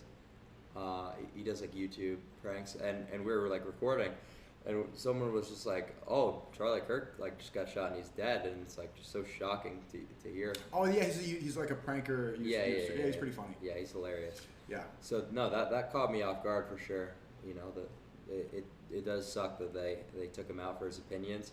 I know there was like a lot of questions. It was Israel. Let's be real. I mean, you don't have to agree with my opinion on that, but like who's capable of assassinating foreign leadership, for assassinating journalists and media? It's Israel. And look, 2 days before Kirk was assassinated, he said that he wasn't going to be bullied by the Jewish lobby anymore. That's a text from him. I think it's equally as plausible to say that as it is to say that there's one crazy, liberal guy. Well, a transgender is capable of doing that and then texting about it. The whole Tyler Robbins theory makes no sense. The FBI has not conducted a thorough investigation at all. It doesn't seem like Trump cares to figure out now who's behind it. Well, Erica Kirk, that whole charade has been strange. Oh, how she's acting with just like blatant out in public with JD Vance.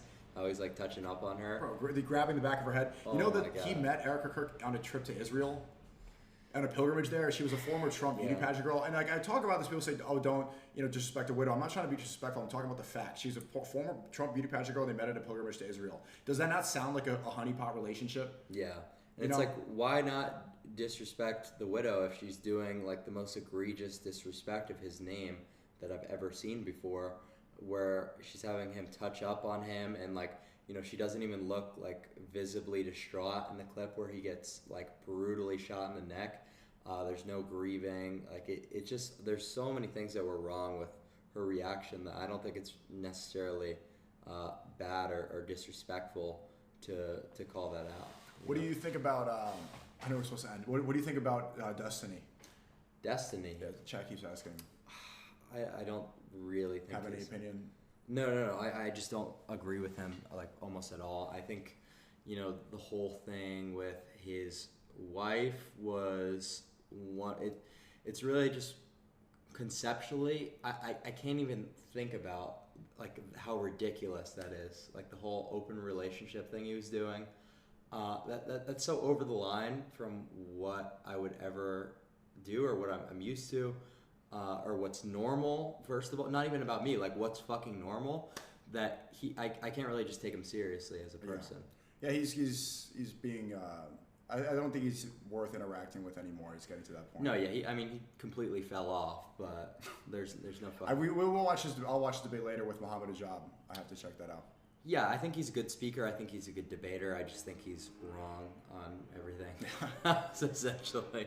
Do you have any opinion on the red pill on like Fresh and Fit? And they keep saying bring him on Fresh and Fit. Maybe if you want to speak to Myron, yeah, but I think Jack Neal was trying to set something up with. I would do something with Myron, but the other stuff is a complete waste of time, and you don't need to do it. Yeah, I would go on Fresh and Fit, absolutely. Yeah, I think that would be something that would be quite interesting to see where we kind of differ and where we agree on the whole... Would you do the panel with the girls?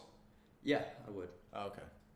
I mean, I would rather talk to him one-on-one, because when you just bring on a bunch of girls and like give them a mic for them to interrupt, it doesn't allow the conversation to get as deep and to get super into like the really niche stuff or actually value. So you were gonna debate Myron, they're saying? Yeah, I think I don't know if it was going to be like a debate or a conversation, because I would just be really curious to see where we align and where we differ. Mm-hmm. You know, because I'm not sure. I think he would agree with a lot of the stuff I'm saying, because people put me into the category of, you know, he's a looks like genetic determinist. He doesn't think like, you know, all these stats from the red pill matter about like, you know, being confident, being, you know, someone who's having a high income, being like a high status male. It's like, yeah, I agree with all this completely. I just think we're missing something. You see what they're all saying? Rate fresh? Yeah. No. You don't really do that, right? No. Yeah. So I hate to do that. That's like a big thing people always beg me for. People come up to me IRL all the time. Hey man, could I get a rating? I think that has like that's kind of your. That's I had the idea that was like. So I did not get mad at all for what you said. I think that's the biggest fucking problem with the Lux Max community is the rating. It's so, some guy came up to me not too long ago with his girlfriend.